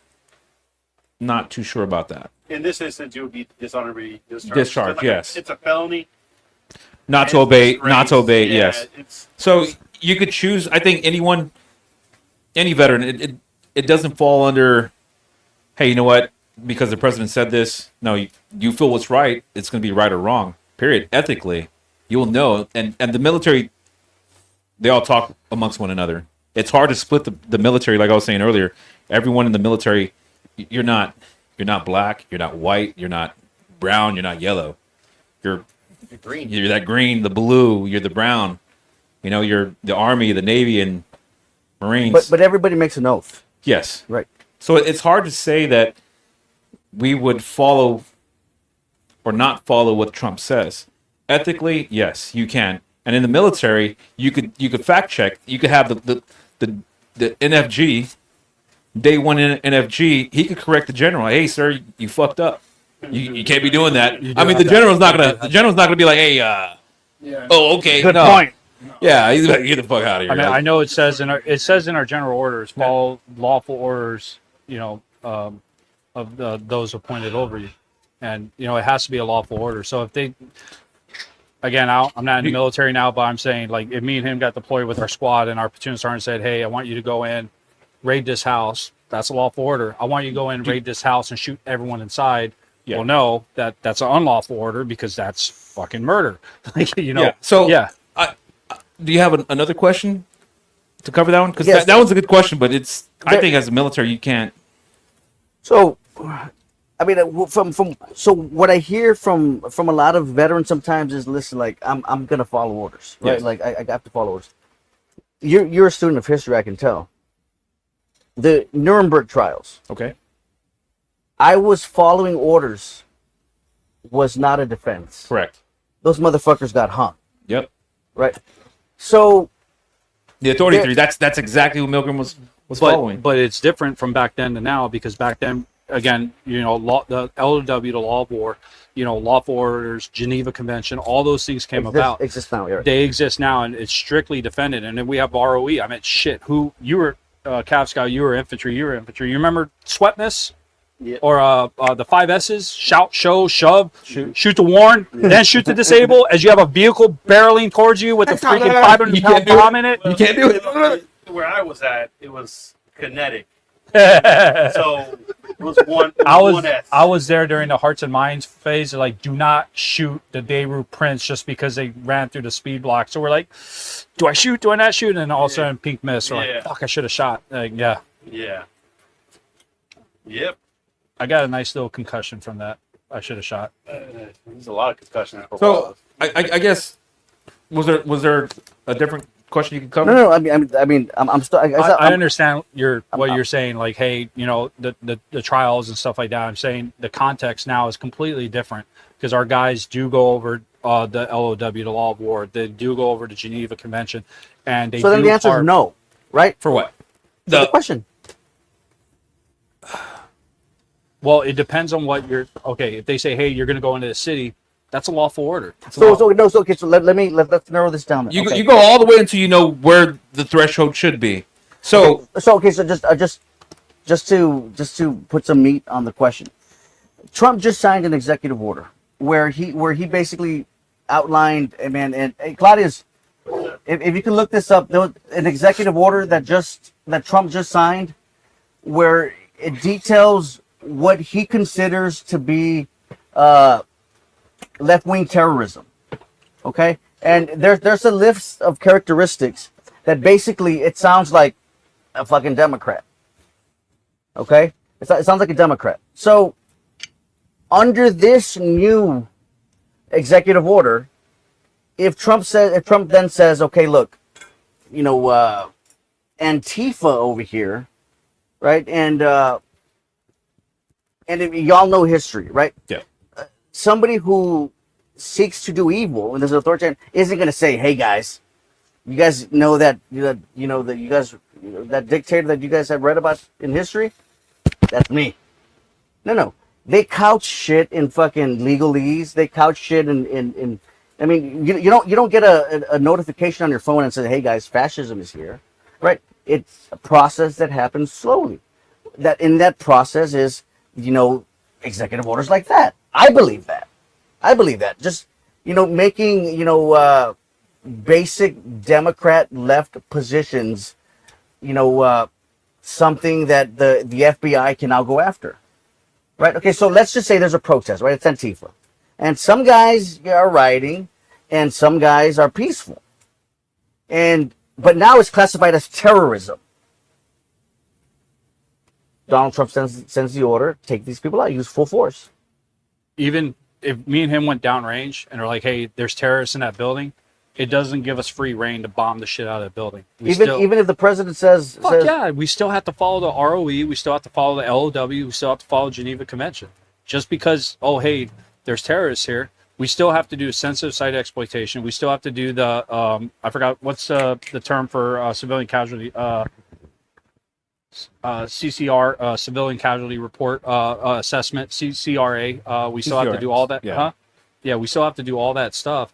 So I understand what you're saying. Like, hey, what ifs? I'm telling you, there's laws that are in place, and they've been in place since World War II. that gives the guys all the way down from the lowest private to the highest general reason to say, nope, that's illegal. I don't have to do that. And then they go through the due process in the military. Of course, that person's going to get detained. You know, hey, he denied a direct order, and then they go through the court martial and it's like, nope, he was following an unlawful order.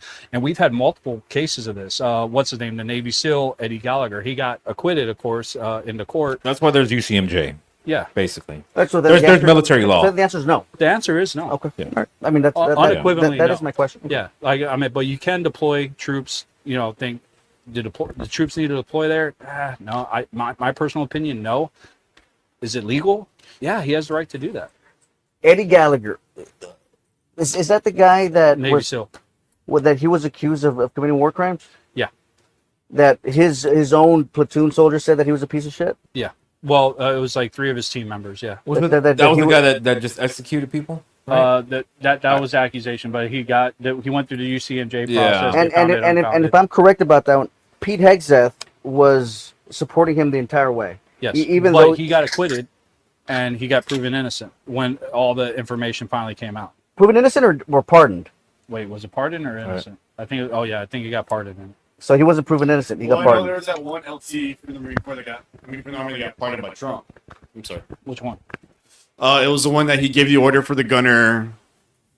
I can't remember what year. I want to say maybe it was 2012, 2011, somewhere around there. We're talking about individual what ifs type stuff, and we've had, especially in war, you're gonna have that shit happen all the freaking time. I mean, there's big regrets I have on people that like, man, I should have shot him, and we went through the ROE process and we didn't shoot him, and one of our guys got either killed or hurt, or we had civilians that got killed and hurt in the process, not due to us but due to the enemy. And I'm like, you have a huge guilt factor, but question, did you- those restraints are there for a purpose. So, okay, so that was my next. Do you think that's worth it? From being shot at, no, but from But a from- larger perspective, right. like the umbrella perspective, yes, because if you take that chain off the guys, it's not going to end well. Right. Like you're talking about bringing a sledgehammer to a glass house. Yeah. But I mean, there's a reason why we have the restraints on us, and it's the reason why we have the NCO Corps, the officers, stuff like that. Those are restraints. If you send a bunch of Joes over to Afghanistan without NCO leadership, Go black every 5 well, I mean, don't get me wrong, Taliban's gone in a week, but you know, it's not going to look It's nice. gonna look ugly. And just, Kill morale. just real quick, the only reason I brought up Hegseth and that Gallagher case is because I don't think Hegseth has as much concern as you guys do about the rules of war. I don't know, man. He was an infantry officer. He has a not his Purple Heart. He has a CIB, Combat Infantryman's badge. I mean, he might have my perspective of it on the ground, like, hey, you know, do what you need to do. But at the same time, like, you know, the whole sweat miss aspect comes into it. But that's more nation building. That's sewage, water, electricity, academics, trash, medicine, culture, security, all that stuff. Sweat miss comes into play. And at that level, that's what a lot of these upper echelon guys are thinking about when they attack. That's why me personally, with our national defense posture now, I'm a huge fan of it. Like, freaking, fuck, we don't have to invade Iran. Fucking, let's send some B-2 bombers and fucking do the way freaking better than freaking, okay, hey, we're gonna send an entire company of Rangers and 2 SEAL teams and freaking guys from the 82nd are jumping in, and now you have 800 troops on the ground to take out a site. Nah, fuck that. Drop a couple bombs. But as long as we want to do it on Israel's behalf. 155s. Yeah, well, that's a whole new Yeah. that's a completely different topic there. Like, and they But they are in interesting. heavy negotiations right now. I'm praying to God that there's resolution. We talked on this earlier regarding, hey, he promised peace. It's not going to happen quickly, but we are making leaps and bounds regarding Israel and Hamas. We are making leaps and bounds regarding Ukraine and Russia. It's a lot of posturing, and like President Biden couldn't do any of this shit. And here- Autopen? Huh? President Autopen is his Oh, name? buddy. Oh, dude, if we want to get into that topic, it's not going to fucking end No, well. we're done with number 3. Okay. Last topic, and this one is near and dear to all of our hearts, except for Dickhead here. Veteran benefits. I'm sorry, man. Okay, veteran benefits, huge issue. We're all I forgive affected you. by it. Okay, VA Mission Act. Do you guys oppose giving veterans more choices for healthcare? And do you guys agree with what Trump has done regarding the Forever GI Bill. Okay. The VA Mission Act, what it does is allow veterans, it's what's reduced our wait time. It allows veterans that they cannot get quick and access to health care. They're allowed to go out in the community, let it be South Texas Health System, DHR, anywhere, to go seek medical attention and help. And it's something that passed during the first Trump administration. It got kind of gutted out during the last administration, and they brought it back currently, and now it's in full effect. That's why we've seen a decrease in wait times. It's why healthcare, even with, and if you guys want to, we can talk about the cuts, but it's why you've seen an increase in efficiency and effectiveness within the VA. That should be expanded. Huh? That should be expanded. Yeah.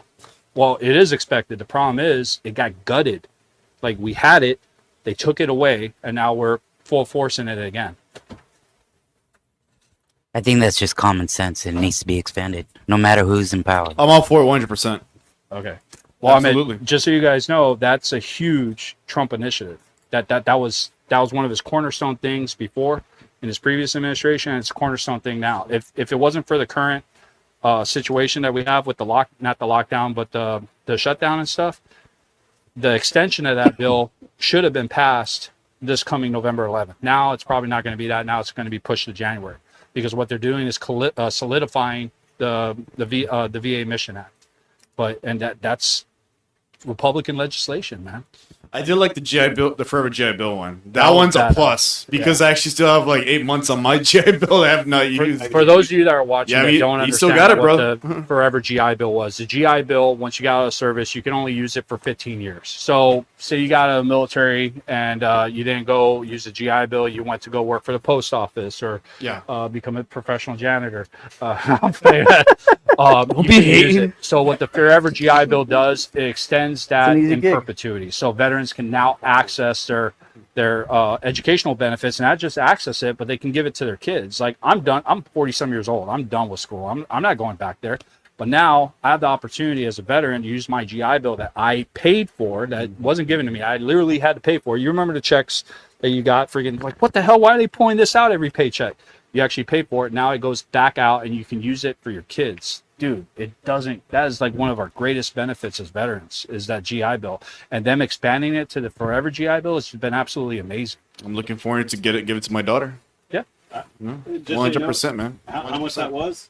I think in the 3.5 years I did, I think I only made like 41,000 in all those years, because that's how much. Then that was after taxes. I think they take it out for 24 months, I believe, the GI Bill. Yeah, but The payments. Yeah, and then when you come back, they take out like $400 for food. Yeah. Now, with the VA, he got a lot of heat for laying people off. Can you get more into detail who he was laying off? So, I'm sorry, but I'm going to crush everyone's soul on this regarding layoffs. No It was a huge deal. Media bashed the living shit out of Trump. And again, I'm going to tell you guys, I'm not a fan of the guy. I didn't even vote for him a few times. Not a fan of him. All 3 times you didn't vote for him? No, I voted for him last one because I was like, fuck it, I'm not voting for Kamala. I can't do it. But, okay, so with the layoffs, okay, they're using broad, raw numbers, They're right? Oh, they're laying off 30,000 VA employees. Does anyone know what the second largest federal employer is in the United States? It's the VA. It's right behind the DOW, Department of War. It used to be DOD. 470,000 employees. What exactly was he aiming? What exactly was he aiming towards, though? Because that's not getting- what got out. You know. Well, Yeah. of the 30,000, they haven't laid off 30,000. What they did is they did a hiring freeze. They did lay off 2,700 initial employees. Most of them were administrative level, non-medical. You're talking about transitional. Shit. They laid off 480 gender transitional specialists. Not medical doctors at all. These are freaking vocational therapists that they laid off. Then they were gender transitional. I think it was 480. If you want to fact check that, total that was laid off currently is 27. By the end of this fiscal year, by the end of this year, it's supposed to be 30,000 troops. Percentage wise, what is that? You're talking about a reduction in the labor force of like 4.2%. That's not what the media portrayed. The media portrayed that we were cutting like 30%. No, that's not what happened at all. VA's gotten more effective, more efficient, and guess what? They're spending less money. They're more efficient. better wait times, and they're spending less Yeah. money. As of the 2018, when Trump brought that in, the community care is all I use. It's streamlined. Every time my back goes out, I don't have to wait. I go to the nearest one. I believe it's on Pecan and where? Yeah. It's a little one of those medical centers. Yep. I go there. I give them my VA card. They look at me. They give me a shot. They tell me to check with the VA. I go back to them. They say, okay, good that you got it. Everything else, I'm talking about like physical therapy, chiropractor. It's all community care. And our VA clinic down here where we're at is good. amazing. The point of community care isn't for any individual thing. It's to give better an option. If you live out in Rio Grande City, do you want to drive all the way to McAllen for a goddamn flu shot? Fuck no. No. And you have to wait a month and a half for it? No. No. You know, brick and mortar is a thing of the past. You know, do we have brick and mortar VA hospitals? Yes, we do. Do we need more? Possibly. But doing the community health care, that alleviates all that. I don't have to travel freaking, 10 years ago, it was bad. Veterans down here, you just have to drive all the way to not 10 years, 20 years ago, had to drive all the way to San Antonio to get health care. San Antonio from the Valley. That's insane. Even though we have world-class hospitals down here in the Valley. There's nothing to say negative about the VA McAllen Center. They're good. I like them. I go every 6 months. Yeah, They they're great check me, people. blood work, urinalysis. Good people. But yeah, community care, big plus. You know, in the Congressional Research Services that they took this information from is part of it too is the VA. This is right before Biden started, so this is Trump's first go round. He actually pushed for more suicide prevention funds for the VA. That was a big push, and that was, it's never been that big of a push ever before because, the whole 22 soldiers a day, that's always... Dude, that's a completely separate topic. I Yeah. think that entire culture But is that so whole toxic. VA funding for it, at least Yeah. we're pushing for. Everyone has... I don't agree with the government's approach to veteran suicide and mental health. They're big about this victimization shit. I refuse to be a victim. Yeah. I cannot stand that. Like, oh, you went to war. Oh, you poor thing. Oh, you're broken. Oh, here's your disability and stuff like that. No, dude, my best days are in front of me. They're not behind me. I hate this professional victim mentality that we have within the veteran community. It's not right. Yeah. It's disgusting, and it's leading to more suicides. But when you think about it, there's a lot more issues behind it. Not just him being a veteran, because we all suffer from some type of, abnormality. I can tell by your neck. Yeah, pretty much. Good asshole.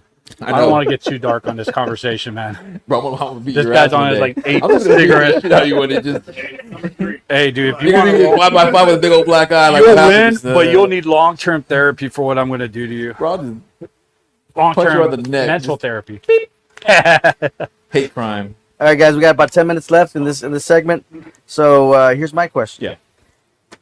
Every president makes promises to veterans, but results matter. During Trump's term, what concrete improvements to VA healthcare or veterans benefits do you believe justify his claim of being the best president for vets? And y'all kind of touched a lot about that. Yes. but if y'all can, George, he pushed on it already. The Forever GI Bill. That's I'm sorry, I one. didn't mean to fuck up your question. you stole my thunder, dog. The VA Accountability and Whistleblower Fuck you for that Protection Act, which is it makes it easier for the to fire the negligent VA employees, right? Because I'm not saying veterans are God's gift to earth or anything like that, but a lot of the veterans that do work at the VA too, they got fired. I don't know if a lot of people know that.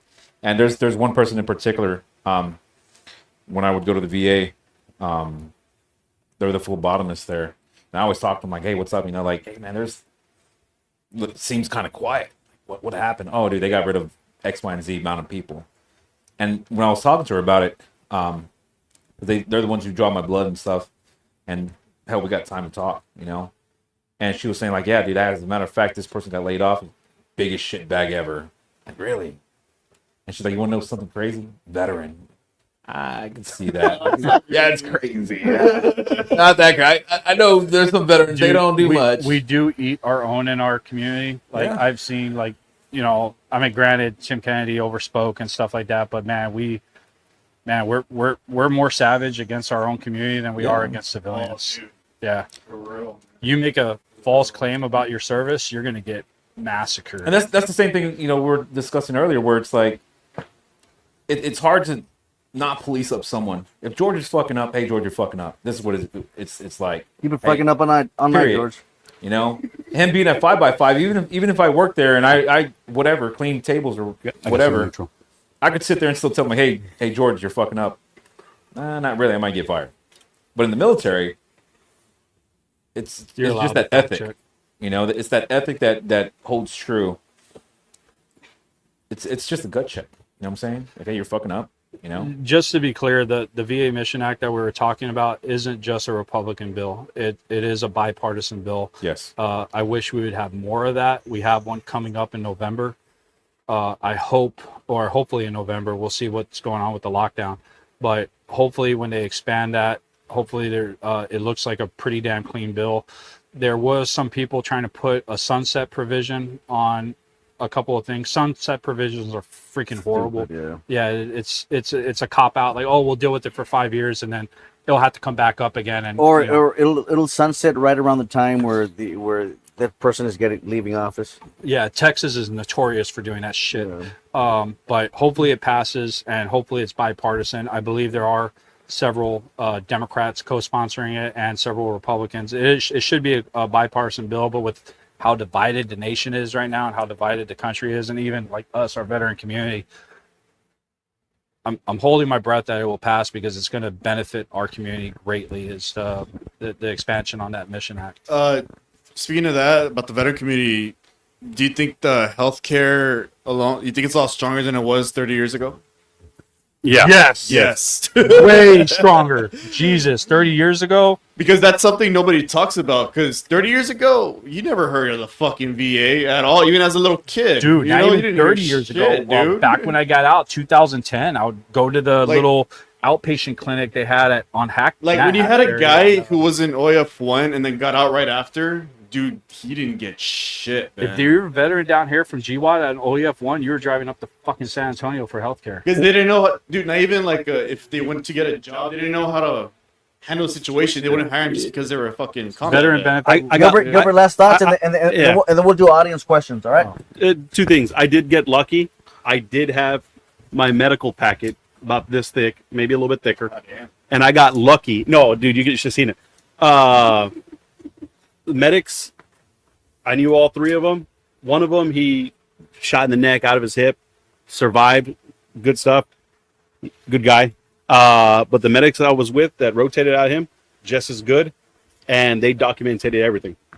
Got back, right when I got out, they gave me the packet, they said make copies, there's a printer there. I made copies, I got out in 2012. I didn't apply for my benefits in 2017 because I didn't know where the fuck to go. Nobody told me what to do. And then also to be neutral in 2022, yet the PACT Act was a big plus for a lot of veterans. Badass. And that was Democratic push too. That was a Democrat from California. Yes, that was badass. Situations like that, the reason why it was passed because somebody died. Not some. Yeah, we had like something like 4,000 or 5,000 people and died from Jon Stewart had to come out and push the shit out and shame people like Ted Cruz to sign on to it. See, I agree with that. I think they had arguments like, hey, blah blah blah. There's no financial teeth behind it. They fixed that. They finally got it passed. But yeah, when we had people step up against the PAC Act because of partisan reasons, like you were talking about earlier, I was like, motherfucker, like, come on, Cruz, what are you doing, man? You know, but like, I guess just one last thought on this, and then we'll go to the audience. Maybe we can all agree on this, right? It just always seems to be that whenever it comes to benefiting Americans, like veterans and our own people, it's always fucking penny pinching. It's always how much is this going to cost? How much is? But when it comes to donating, bailing out Argentina, like we just did, $20 billion, there's never even a debate about it. When it comes to sending, billions to Israel, there's never a debate about it. Arms to Ukraine, there's never a debate about it. But when it comes to actually helping Americans, and especially, Americans who wore the uniform, it's always it's like pulling teeth. It's like dragging people across the finish line. Like, why does it have to be like that? We talked earlier about, negative rhetoric, especially from, our commander in chief, from Trump. He has, the guy runs his mouth. He's a New York businessman. But one of the things I think appeals, especially to people like me and him, is that whole American first aspect. You throw up some contradictions, like, you know, bailing out Argentina, you know, Israel, freaking, and then you brought up, you know, Democrats with the funding in Ukraine and stuff like that. But I think that's, you know, very nostalgic that we're like, yeah, American first. Why are we wasting all this fucking money overseas? Let's fix our backyard. You know, let's put America first. You know, we're spending a shit ton of money on places that we shouldn't be spending money on. And that seems to be a bipartisan fucking push. Yeah. All right, Claudius, you got audience questions for us? This is gonna be bad. I know you're fucking friends on Facebook. Dude, not the dipshits. I've gone over his fucking friends list. Dude, I guarantee you, it's going to be my dipshit friends trolling me. Yeah. Or it's going to be worried about some of my his dipshit friends. So like I was saying about these medics, you should see. I walked in one day. Okay, cool. He's gonna take a question. Yeah. So, fellas, it sounds like all of y'all are pretty well educated. You know, maybe y'all did some college or, you know, graduated from a university. Texas Community College. All right. So, the information that y'all get, is it from a reputable source? Like, do y'all go to, or do y'all just listen to Facebook or X? Google AI. Nah. Okay. FBI, Every note that I have, I put the source on there. So, Meritalk, White House. I also have the year. I mean, the month and the year. So this goes with every detail that I have that I talked about. Some sort. So the reason I ask is because I'm sure I'm very sorry. some of our, and I'm glad because the reason I ask is some of our viewers may not, they just listen to this information they're getting from whatever source they get, right? And they don't do their own research. They just take it for granted that it's true.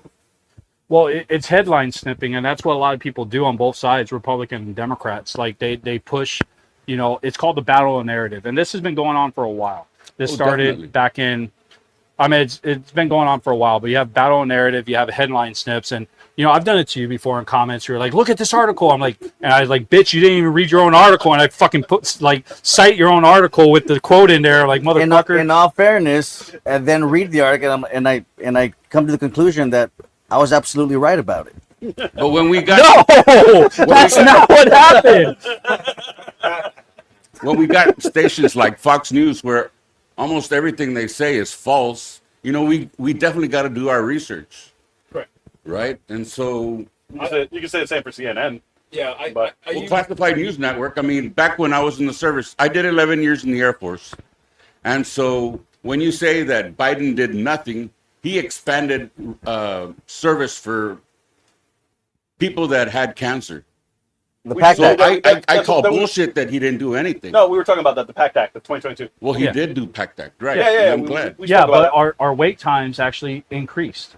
I'm not sure if you, I mean, dude, Not Google for it. me because I'm a cancer survivor. I'm talking about overall in the United States, our overall wait times increased. Okay, during Obama, they were starting to peak during the Bush administration because we were flooded with aging out Vietnam vets that were going through medical conditions because these guys are hitting their late 50s, 60s. And then we had GWAT vets coming back having issues. So it started to peak during late Bush administration. It peaked big time during the Obama administration. I mean, dude, we had freaking 180-day wait times just to get an appointment. Not even to get fixed, just to get your initial appointment and then to get 8 other appointments. Like, you know, I still have a shoulder injury that I went through to get fixed. I still haven't got it fixed. And that's partly my fault. But I remember like, oh, you have an appointment and we have you scheduled December 12th and it's freaking May. So from the time that I got out back in 2005 till now, I have very few complaints about the VA system. Yeah, the Very VAs, few the complaints. VAs increase exponentially. And again, there's multiple bills that passed. The PACT Act was a huge one. We were able to add, I believe, 780 veterans onto our VA rolls just due to the PACT Act. 780? 780. They say 3 million, but in reality, it's 780,000. Oh. My bad. I forgot like 3 zeros. It's kind of important, man. My bad. but we add 780,000 veterans to the He rolls. doesn't That count that high, bro. That's what I was about to say. He's at 780. That's what, this motherfucker's sweating like a motherfucker right now. you, Like, want, God damn. you want to know why we called it 5x5? Is because that's the highest mathematical equation I can do. Okay, my It all son makes sense. That was because he hit 5x5. And it's like the same thing you're saying about your shoulder. It took me 13 years for them to say, "Oh shit, let's focus on your shoulder." Dude, I'm telling you right now, we are extremely blessed and Yeah. spoiled compared to what Oh, we like definitely are. my Yeah. dad, my uncles, my Clap. grandparents went through. So back to his question though, like all my sources, I think the only actual news source that I actually use, and I hope I've never heard anything bad about him, but Stars and Stripes. That was the only news article personal that I used. I like using .edu websites. Oh yes.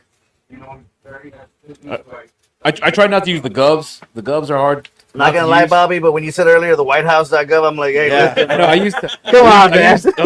They're hard, man. VA Gov and White House. I'm like, but you can still.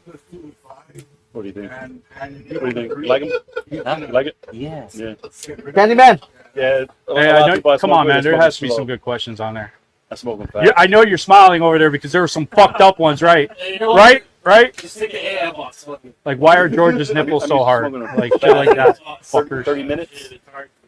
Smoke Do Carlos. Pop that bitch out. Do Carlos. Smoke a cigar. Get the mic, Claudius. 26. I don't fucking wear Right there. Oh, man, my wife's on their shit. Not good. Oh shit, my mom. My wife's. Mike. So, the first question here that came up is, well, there's a few, right? But what are your thoughts for a Trump third term? Hey, you know what made me laugh is when you had Who asked that question? Who's the majority leader? That question was asked by Not David Schumer, is Stimmenthal. Schumer? Yeah. When they had the hat, it was trolling. Was it yesterday or today? It said 2028. Trump 2028. Hey, just Dude, he's just, not going to do it. I know, but it's funny. Anecdotally, Hakeem Jeffries, which is got to be the worst fucking minority speaker of all fucking time. I like I him. love the video. Alright, shut up. He asked JD Vance, according to him, he's like, "Hey man, you're down with this kind of shit?" And supposedly JD Vance said, "No comment." Take that for what it's worth. Dude, I am both petrified and so excited about the idea of a freaking combat marine becoming the president. That's going to be either really, really epic or it's going to be horrible. It's like, It's not gonna happen. it's going to happen. Vance man. doesn't have. JD Vance 2020. Wait. Ladies and gentlemen, Yeah. I promise you, today's October. What are we? 2nd, 2025. JD Vance will never become president of the United States. I'm gonna pull it. I will eat my words. Fucking pull this I will shit. eat my words if he does it. No, I want you to vote for him if he does He get doesn't there. have. He doesn't have the charisma. He doesn't have the communication skills. He just So doesn't have it. him or AOC? Dude, I saw the video of her Hey, man, dancing, dude. listen, bro. Bartender or at least veteran? Come on. She went to Brown University. Come on. Sure, man. buddy. Yeah. AOC's okay, sure, but with the disrespect for Charlie Kirk, no. Who- She was all, I was like, it's Who's, all right. who's gonna draw a bigger crowd, JD Vance or AOC? JD Vance. JD Get the Vance. fuck out of here! Are you serious? Depends on where. If it's in Texas, it's going to be JD Vance. Bernie Sanders and AOC have been going around red states drawing fucking thousands of fucking people. They're the same people. JD They're busting Vance- them in.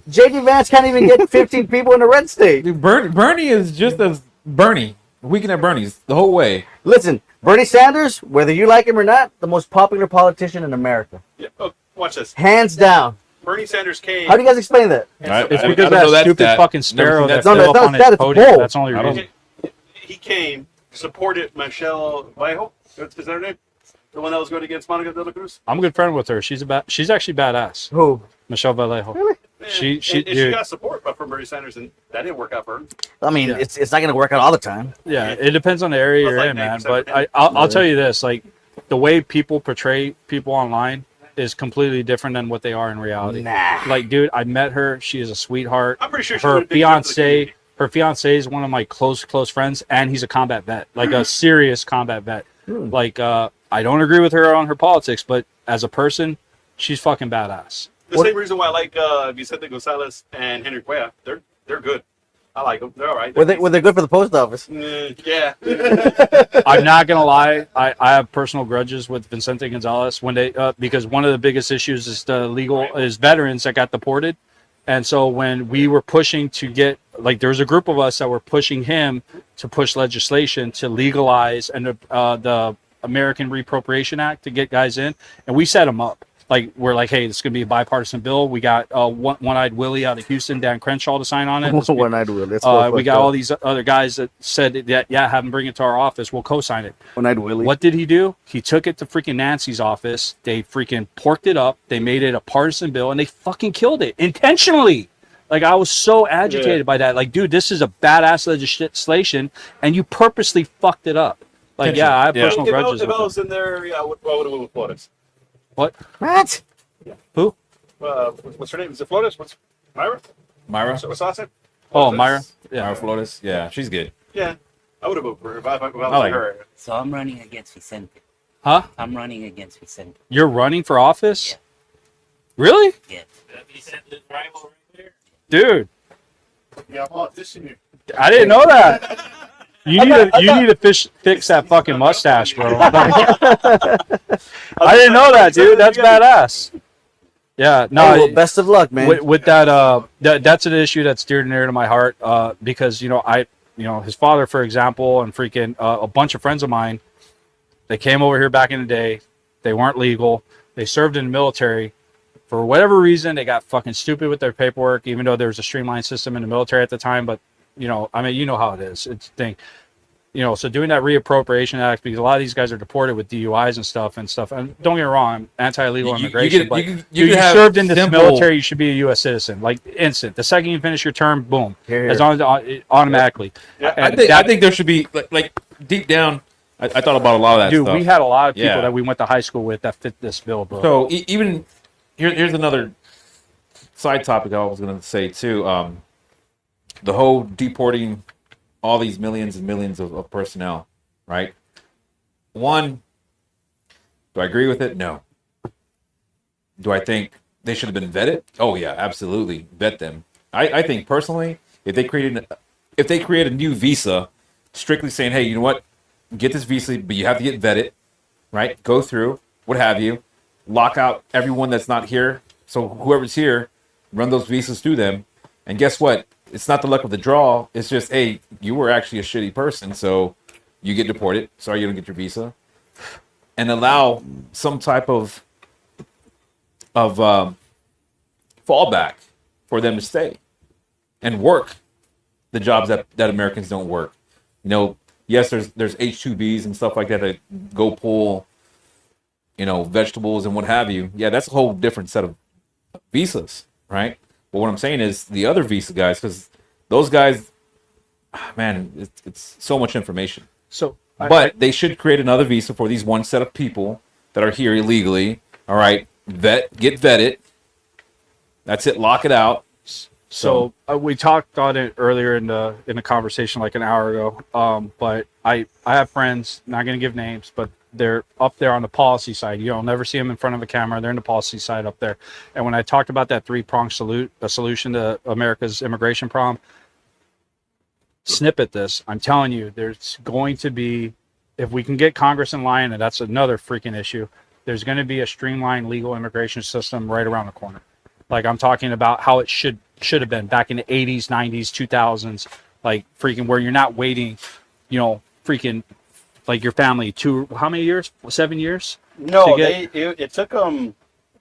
The daughters were my wife and her sister. They were born here, Yeah. so they came in.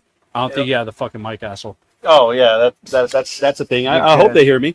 But they were immediate. They came over. They helped them come over. So that I would say it was like 3 years. Shouldn't take that long. And it costs money, a lot of money. If I remember right, it was somewhere. It should be a streamlined legal immigration system that is quick, affordable, and effective and efficient. Am I right? Did they raise that up to 100,000? That I don't know. I couldn't answer that. The HB. No, I think they brought it up higher now. They were talking about it being at 100,000.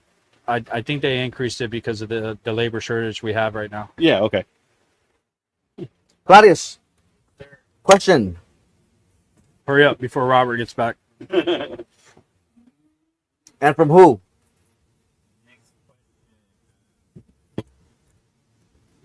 You got a lot of trolling questions on there. Yeah, that's why I was laughing earlier. Trolls, I got a identify question yourself. from a buddy of mine who runs Truth and Justice RGV. Oh shit. His question is, how do law and order Trump supporters justify the administration's constant disrespect for the law? Profiling U.S. citizens. I mean, on that topic, I like to watch YouTube, and I see police do the same thing every day. It's just police violate the law. Yes, they run through the hoops, they make mistakes, and so it at a federal level. Now, I think there was a military guy, was in Louisiana. He was coming back home. He got caught right into the mix of a protest. Oh yeah. Yeah, unfortunate. Shit happens. Oops. I'm sorry, but hey, that is the price I had to pay for what Trump came in to clean up. Now, is it acceptable? No. Should that guy get paid? Yeah. But Asshole. that's my answer. Robert, the question is here from George Vela. How do law and order Trump supporters, and the question is, how do law and order Trump supporters justify the administration's constant disrespect for the law? Which part of disrespect to the law? I mean, them making the videos? So he's saying profiling U.S. citizens, Okay. insinuating that they can ignore judges' orders, are just a couple of examples. Okay. So, profiling, stereotyping, that's everywhere. That's a human nature. It's not if you're a Trump supporter or not. I'm sure you do it. You know, you can look at your kids and say, hey, you know what? I feel this kid is lying to me. So it's human nature. I can't say it's just a Trump thing or a Trump follower or anti-Trump or anything like that. It's just the way we see it. In my personal opinion, ethically, it's not really a question. He's not wrong. I mean, go to the Truth and Justice RGV page. I got freaking, when the second day announced I was on this podcast, I got fucking labeled as a fucking Nazi and a woman abuser. Jesus Christ. Yeah. So it's hard to say though. Like when they do that, there's a bad batch everywhere. You know, look at a lot of law enforcement. One guy does bad, he just destroys it for everyone. It's the same thing at your place. Let's say you deliver mail to the wrong address. Oh man, every single postman is a POS. You can't do that. I hear that all the time, man. I can't even tell you. I have to make up excuses. But I'm sorry. You guys get the orders right, finally. Hey, it's not me. Yeah, okay. But in this case, it would be more like the culture coming from the top down. Yeah. You know, as opposed to just like because Trump's doing it, as opposed to just like a few bad apples. Yeah. The culture of the entire administration, top down, is to try to defy judges' orders, to say fuck it, to like racial Trump's profiling. not doing that. Trump's not defying judicial orders. Like I stated in my case earlier, he goes with what the law is. But there is several cases where they've defied judicial orders. Well, Texas has passed a law recently where they could ask for your ID just by assuming that you crossed illegally or you're doing something near ports of entry. I think there's like a big buffer, 100 miles, 120 miles. Correct. That's why there's farfurias. Yeah. That's See, the and they third could wave. just come up and be like, you look illegal. They won't say that, but they'll ask for your ID and you can't deny them. Yeah, that's why farfurias. I guess the question is, are you okay with that? I'm not. That's in violation. It's a violation. Well, the Supreme Court has already ruled on stuff like that. But Texas has passed that. Well, fuck Yeah, Texas. but the Supreme Court is still the Supreme Court. The question is, You. Well, they ask me, I'll provide it because I have a concealed handgun license. I have to provide it. If I don't, I lose that right. Well, that's admirable. But deep down as an American, would it bother you? Yeah, well, I'll tell them, hey, don't you feel stupid? You fucked up. Don't be fishing. Don't be fishing. Robert? Do I think it's wrong? I would say yes and no. It is a violation. Yes. Does it happen often? No. I'm sure they don't look at George and like, hey, you're not you're legally. Dude, you'd be surprised how often I get stopped at the damn checkpoint. Okay, which I'm like, dude, I'm with you I guys. call bullshit off I'm that dead one. serious, man. Listen, this guy over here. I think they have a quota like we have to stop this many white guys. No, Like, no. I think it is. My wife went through that instance not that long ago. She is a little bit darker than me. My children are white. Oh shit! And I know this is from work, dude. This is from work. But yeah, but the thing is, she crossed over and they said, "Ma'am, where's the mother?" It's the And she said, Italian "I'm the mother." And they questioned her on that for a good minute, 20 minutes. They held her up because they assumed that my wife did not have my children. Like, Yeah. what? I mean, it's happened to me. I've gotten pulled over, and the guy told me. As a matter of fact, I was leaving Roma, and I had gave this. It was a sheriff from Starr County. Oh shit, that's bad. This guy had an NCIC, so he had to go. Sheriff pulls up, takes the guy away. Cool. It's almost time to leave. I leave at midnight. I'm right in front of La Grulla High School. I get lights turned on. I'm like, man, I'm not even speeding. So I pull over. Guy walks up, and it's the same guy that I gave the NCIC to. I was like, hey, what's up, man? Like, I saw you about 30 minutes ago. He's like, oh, sorry, man. I just got to meet my quota for the day. Like, it's okay. I guess. What I want to know, how did your interaction go? Yes, are you a citizen? Yes. Like, do you have? I don't know. I'm not sure I'm buying this one. Yeah, I said yes, but it might have been a dog getting a hit. I don't know. Like, I don't smoke or anything. Like, well, I vape and stuff. I don't know, but like, hey, can you pull off over here? Can you open your doors? Open the back? Like, what the fuck, dude? Like, you know, it was just. I thought it was awkward. I was like, the entire time, the libertarian side of me is like, you're violating my rights. I'm like, fuck it, just do what they say and I'll leave. And yeah, it's like 10, 15 minutes later, I finally pulled out and took off. But it was just, it was agitating. I'm like, fucker, violating my rights. I did that like that one time. I went through Facuria's checkpoint and I had a chest rig with a AR gun belt and everything. They went like this.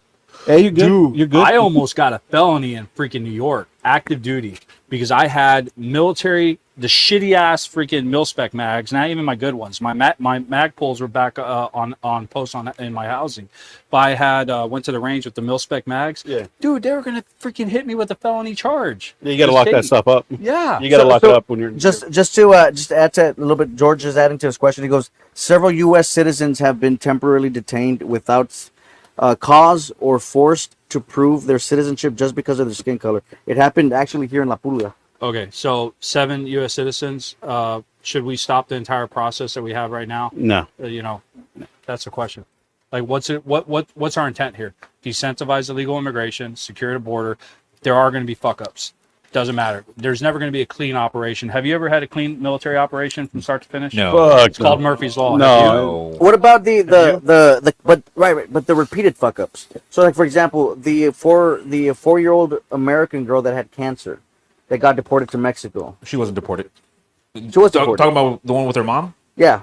The mom got deported. The mom decided to take the child. Right. Am I Okay. right? So, but procedure is that they should give the mom a couple of days to reach out to somebody. What they told this mom was, "Hey, you got like make the decision now within the next the 5-10 minutes." So you get that's bullshit. If you get arrested right now for a heinous crime or whatever crime, you have to go to jail right now. Separate. Do you get a phone call like, "Hey, can someone take my child?" Or But that's apples and oranges, though, Robert. No, it's not. If I get pulled over having my kid in the car, and it's if I get a DUI, green apple, red apple. Okay, I no, get no. separated. This girl got pulled over going to a hospital in Houston to get chemotherapy for her daughter. Where did she get pulled over for? Huh? Where did she get pulled over for? Or no, she didn't get pulled over. It was at a checkpoint. Okay. Right. The state takes the child. She continues to get chemotherapy. Everything was illegal, but she'll get the process. She took the dog. Hold on. You guys are cool with this?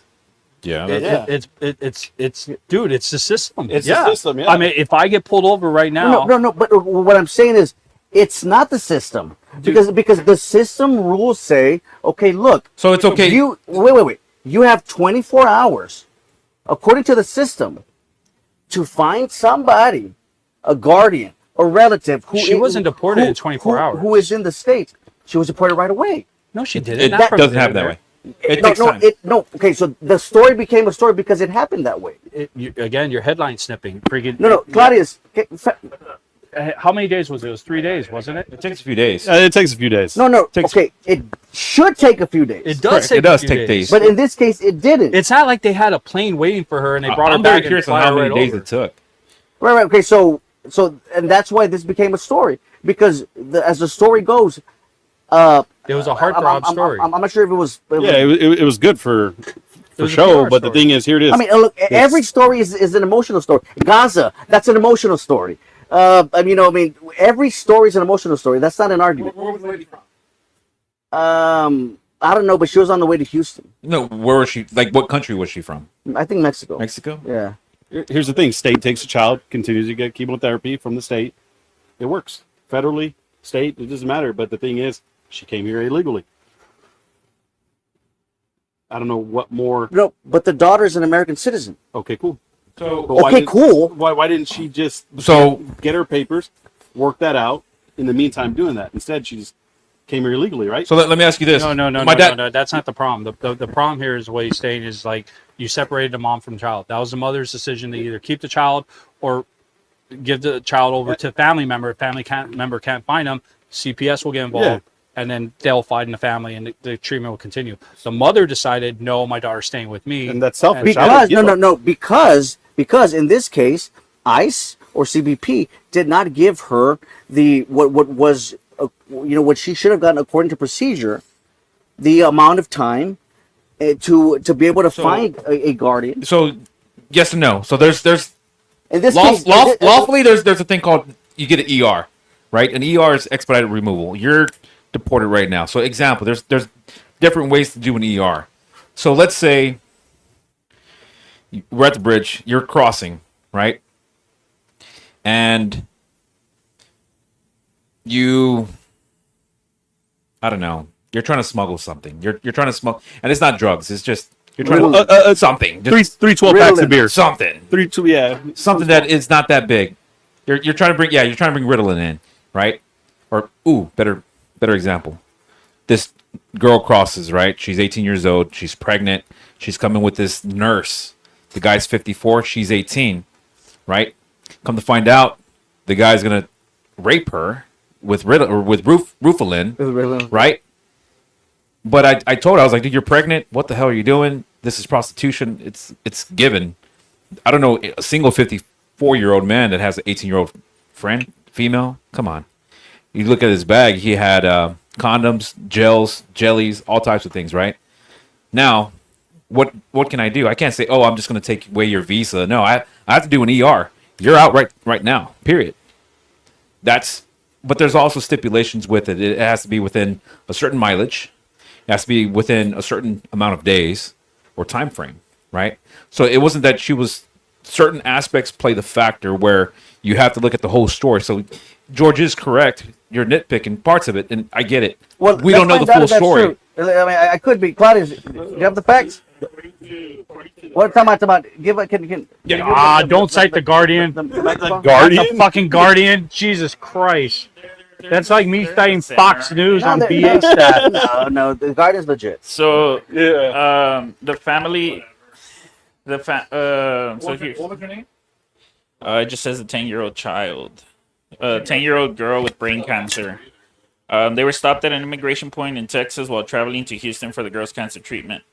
Though they had previously been allowed through when presenting a hospital letter explaining her condition, on this occasion, custom officials detained them and threatened them with either leaving the children behind or deporting the entire family.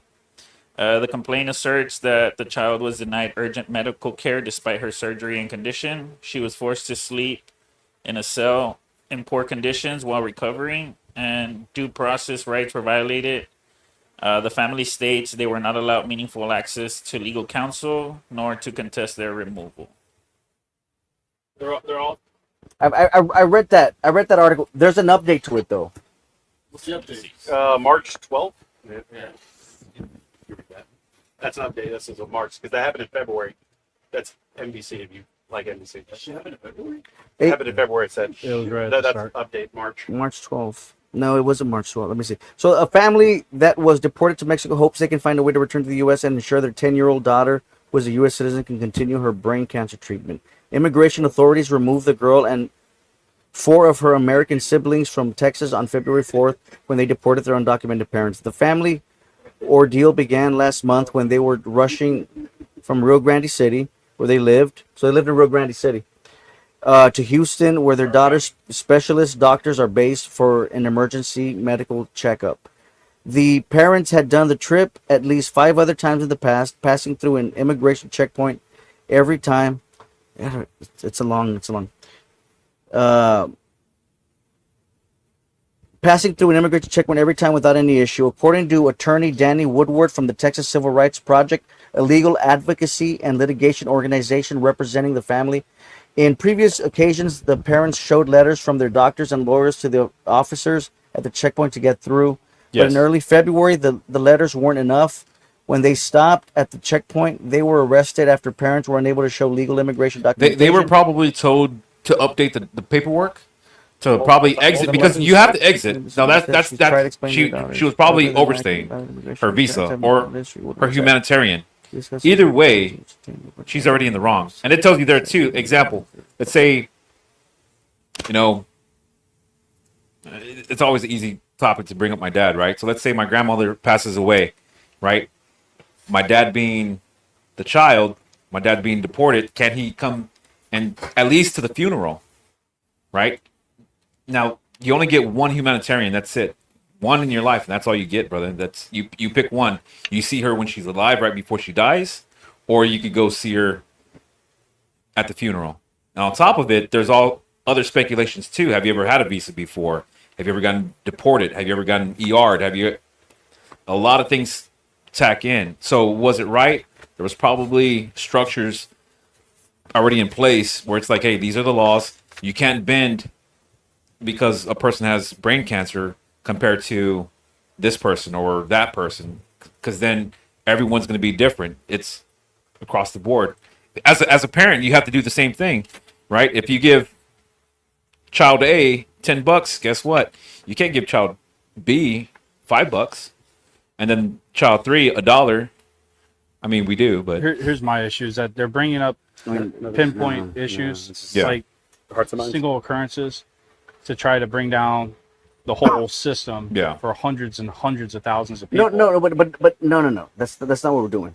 That's not what we're doing. No, I'm not saying you guys. I'm saying that's what the media is doing. How they're cherry picking situations. But I mean, the full, like he was saying, there's a process here. I understand. We don't know what went through the process. Right. So was she up to date? Did she file the new paperwork? Right. But look, in America, and you guys know this, there is an implicit negotiation, an implicit deal with immigrants. Our capitalist system says, hey, you guys come here, you work for cheap, right? You guys come in here, you work for cheap. That's been like the implicit deal. Yeah. Right? that's the value of it. I'll start to take Republicans serious on this issue when they start going after corporations for breaking the same fucking very laws that they're accusing immigrants of breaking. When we start going after corporations who use their cheap labor and abuse their cheap labor with this implicit agreement that if you guys just come over, you guys can work for us and we'll pay you under the table. Did you know it's legal to have Mexicans work? Example, there's loopholes. There's always a loophole, right? So let's say, for example, I want to get a Mexican to cut my grass, right? I go pick him up in Mexico. I bring him over to my house. He cuts my grass, right? I take him back. Is that illegal? I pay him in Mexico. Is that illegal? Yes or no? I have no idea. He's working here. It's not illegal. Why? Because I didn't pay him on American soil. I picked him up. He worked here. I took him back from Mexico. Yeah, I picked him up in Mexico or and whatever. You smuggled him over here? No, I didn't smuggle him. He has a visa. Oh, okay. Well, he's coming. Hey, guess what? I can cut your grass. Cool. But he has a visa. Yeah. If he was not come a over working here, visa. he didn't come over here to work. Yeah, he's cutting grass because work is considered what? There has to be a transaction, an exchange of money, right? So if I give this guy money here, I pay him. Boom. Here's your money. Thank you for your day. Good luck going back. That right there is illegal. You lose your visa. Right. But that's not what I'm talking about. No, I know. But what I'm saying is there's always loopholes to something. So when big corporations do that, they have lawyers, brother. They have lawyers 20 times smarter than us and know the laws that go through and over and over and over. It's not This is necessarily what we no can laws, do. it's lock it up. Like, Yeah. have you ever tried to sue a large company? It's going to be a decade No, plus. right. I understand that. So, but you guys are proving my point. Is that the easy target is the immigrants, right? Who come here to work. Dude, if But you're asking, but then we classify them as criminals when they were lured here by our own very system. Why did they not come here on their own? Because they come here on their own. Oh yeah, I mean, How much do you know how? I mean, ask Ronald Reagan that who passed an amnesty that made about 8 million Here's a good one. illegals in Americans. NAFTA got canceled. Why? Easy. It canceled. Yeah, NAFTA got removed. It didn't get removed. NAFTA didn't We get removed. pay nothing. No, Nothing gets They paid. didn't remove NAFTA. Who removed NAFTA? Trump. It got injected with steroids. And it's USMCA. Correct. And it's USMCA. Yes. It didn't get removed. Why? It got replaced. It got injected with steroids. Okay, my cool. friend. Why It's the did it exact same happen? thing, except worse. Why did it happen? What happened? Why did NAFTA become USMC? Well, because the tell was that we were Yes, losing we were losing industry to foreign companies. Close. What happened was because in Mexico, Well, that's what Trump said. in Mexico it's different. Mexico gets paid a lot cheaper, right? So in Mexico, right, you work Monday through Friday, right? You work Monday, you're sick Tuesday, and you're also sick Wednesday. You go back to work Thursday and Friday. How many days out of the week did you work? 3, right? But in Mexico, you took 1 day, they take 1 day. You took 2 days, they take 2 days. So guess what? I'm paying you for 1 day. My dad, he worked 16 hours a day. He would, as a security guard, he got paid $10 for 16 hours. Mind blowing, right? And only reason why I know this is because that happened to him. He's like, damn, Bob, I only got paid 1 time, and Dad, you get paid $10. What do you mean? There's no fucking way you got paid. Damn, mind blowing. So the whole NAFTA thing, the car industry, right? The vehicle industry, the United States, they were paying their personnel about $18 an hour to work at the plantations. Canada was paying them 19. How much was Mexico paying them? $18 an hour, $19 an hour, and in Mexico they were paying them $2 an hour. Who gets paid all the rest of the money? Well, they pocket it, right? Organizations, they're pocket it. So Trump says, hey, you know what? If you don't fix your fundings towards your people, pay them correctly, because now this vehicle isn't worth what it's worth. It's not, I mean, it's a Hemi. It costs $1,000 to get an engine from Mopar, send it to Mexico, they create a Hemi. That $1,000 fee that they paid to get it fixed into a Hemi is now $10,000. But Mexico made it. Why? It's cheaper over there. So if it's going to be cheaper over there, and you're only charging $10, charge it the way it should be. And guess what? Uncle Sam's always about waxing ass and taking names with taxes. That's what it is. So now it's worth what it's supposed to be worth. Guess what happens? Pay the tax. And that's what it boils down to. Paying proper tax, paying them correctly, pay the tax with it, and go forth. They're lowballing. It happens. And Mexico said, hey, you know what? This is where Trump is racist. He hates Mexicans and he wants to destroy the Mexican community and this, and this. Like, no, pay your people right. He's a businessman. He's a businessman before he's a politician. I mean, hell, yes, he's gone bankrupt a few times. Well, he should be president before he's a businessman. Yes. But at the same time, he's not a machine like that. He's utilizing business law with it. And I get it. I get that part. Having an MBA, my MBA is has a specialization in business analytics. So I analyze everything, bro. Like anything, the way everyone's taught so far. The curse words, I've heard curse words here and there, so I could tell. I could tell how people utilize the frames. I could see how he's the quietest man in the room. He's probably the most violent person in mindset. He's there, he's tracking everything. But just real quick, but I didn't mean to cut you off. Yeah. Like, address the point though that it is illegal for corporations to hire illegals. It's illegal. Yet, okay. Who does it? Yet, I mean, yet there has been no. I mean, where the corporations are hiring illegals? I mean, because a lot of them utilize. I mean, a lot of them utilize false documents. You can get a social security as easy as you can. If you're talking about if we're like again, if we're for like corporate fraud and these guys, doing the loopholes, no, I think we need a straight up, in my opinion, a straight up corporate flat tax where there's zero freaking like, oh, here's a tax rebate. That's called socialism. Huh? Yeah, and Not socialism. I'm talking about a flat tax on. We already have a 21. Was it 15% I just want to say one business thing about tax? NAFTA. But they're allowed to. The reason why I got a good replaced. business doesn't pay anything in income taxes. I'll tell you that. Injected with steroids. No, That's why they get well, lawyers and well, here's the thing. accountants. The reason why You I remove believe, that, you fix that. the reason why I believe Shut the NAFTA. fuck up for a second. The reason why I believe NAFTA is in 2017, they wanted to put the 10-year patent to biology, right? Medicine.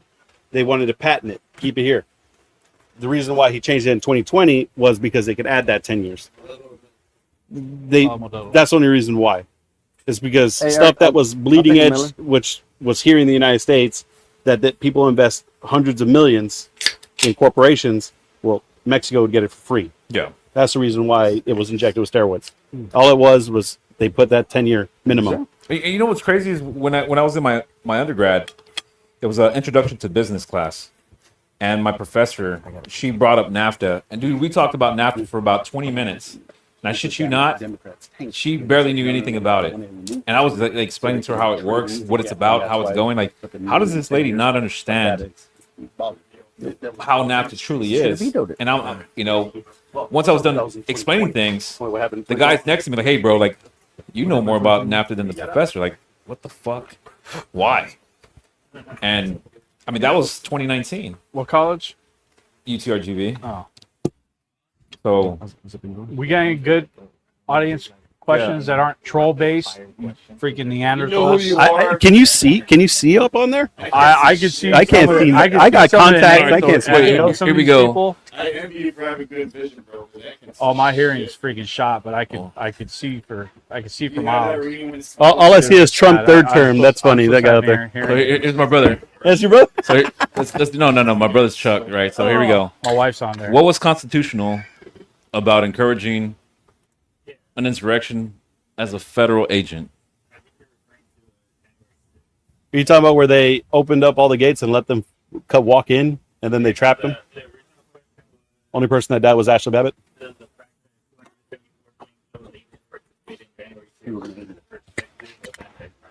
That was kind of shady. That was intense. Huh? What, agents? Yeah. Yeah, I'm very curious. Well, that's a good topic to talk about, man. What do y'all think about January 6th? At the time that it happened, not what you know now. Did you see the record? Well, okay, at the time it happened, I did see on Twitter Trump saying peacefully, and then they logged him out. And then my thing is the aftermath.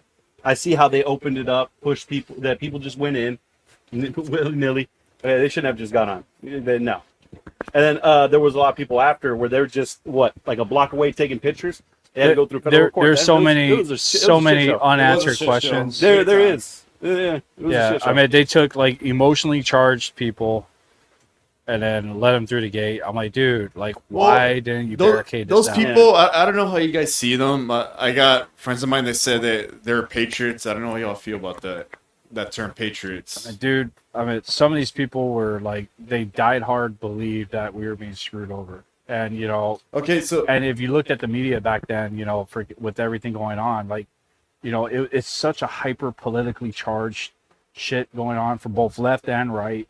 I mean, yeah, you have radicalization that happens to it. And who's at fault? Honestly, in my opinion, freaking the media is freaking horrible at this I'm glad shit. you said that, man, because with all the shit that goes on, whether you're left, right, fucking middle, it's always the goddamn media. It's always with the media. They're the ones that they love diversity, bro. They're the ones that divide everybody. You get more clicks. You get more clicks from a media outlet if it's negative or diverse. I mean, like, than you do check it out. When OIF1 started, all the way to Afghanistan, the unfortunate. It was all positive. Like, yeah, we're going after them. No, exactly. Yeah. Like, what, dude? Like, after 9/11 happened, like, it was all positive. Everybody was one. Because, well, first of all, I mean. Oh, here's a good question. Yeah, what's up? When did we start getting divisive as a nation? Under what presidency do you think? I believe it was Obama.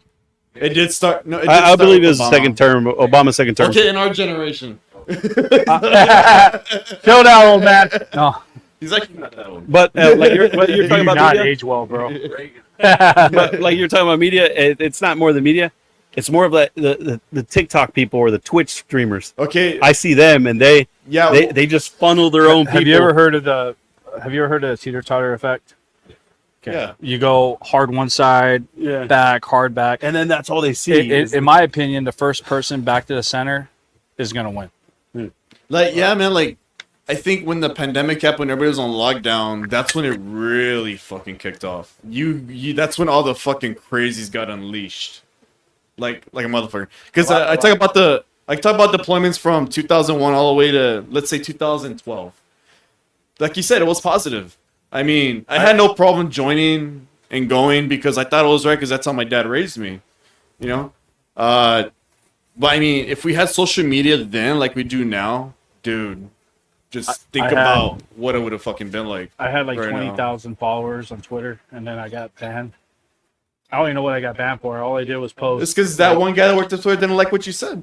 That's all it takes. It was all bad. it takes. I have something to add real quick. George asked me which corporations are hiring illegals.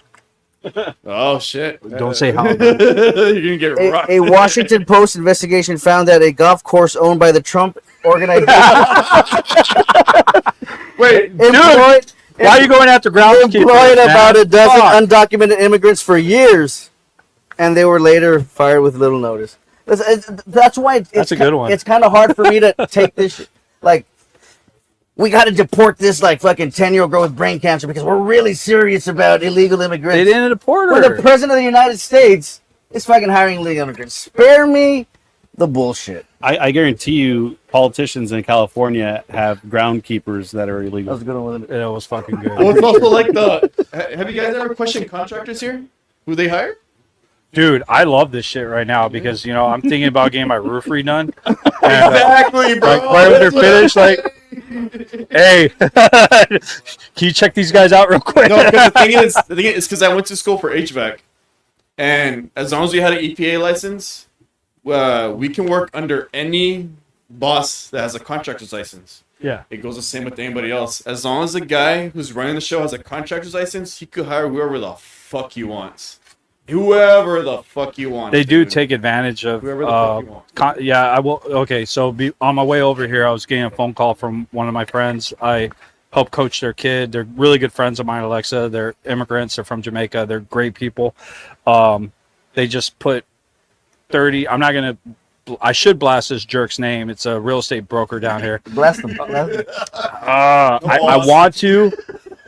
And I think I'm going to in the next couple of days. But they took this guy's. They took this family's deposit. You're scared. And this is a U.S. citizen. He's Indian. He lives up in Houston, but he's a broker down here. Has about 150 agents under him in the Rio Grande Valley.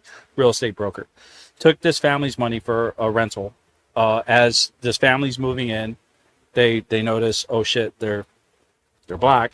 They're Jamaican immigrants, and they changed the terms of it. Oh, you have 2 dogs. You need another $3,000 deposit. Again, this is a working class family. They clean houses. They DJ. Like, we can't afford that, so they pulled out. They were supposed to give them their money back, and so I know what this guy's playing is like. Well, these guys can't afford to lawyer up, and So they he's gonna don't. stiff 'em. Yeah, so he's going to stiff them. But little does he know that we're going to help this family lawyer up, and we're going to freaking go after his ass. But there are people, predatory people, businesses, and here's this guy. He's he's a U.S. citizen. From India, a broker down here in the valley, and taking advantage, knowing that he could take advantage of this low-income family, and it's like, fucked fuck up, you, man. fuck Yeah, you. and It's that does fucked up. happen. Happens a lot. Claudia's had some rapid-fire questions, Oh, and shit. we'll end this.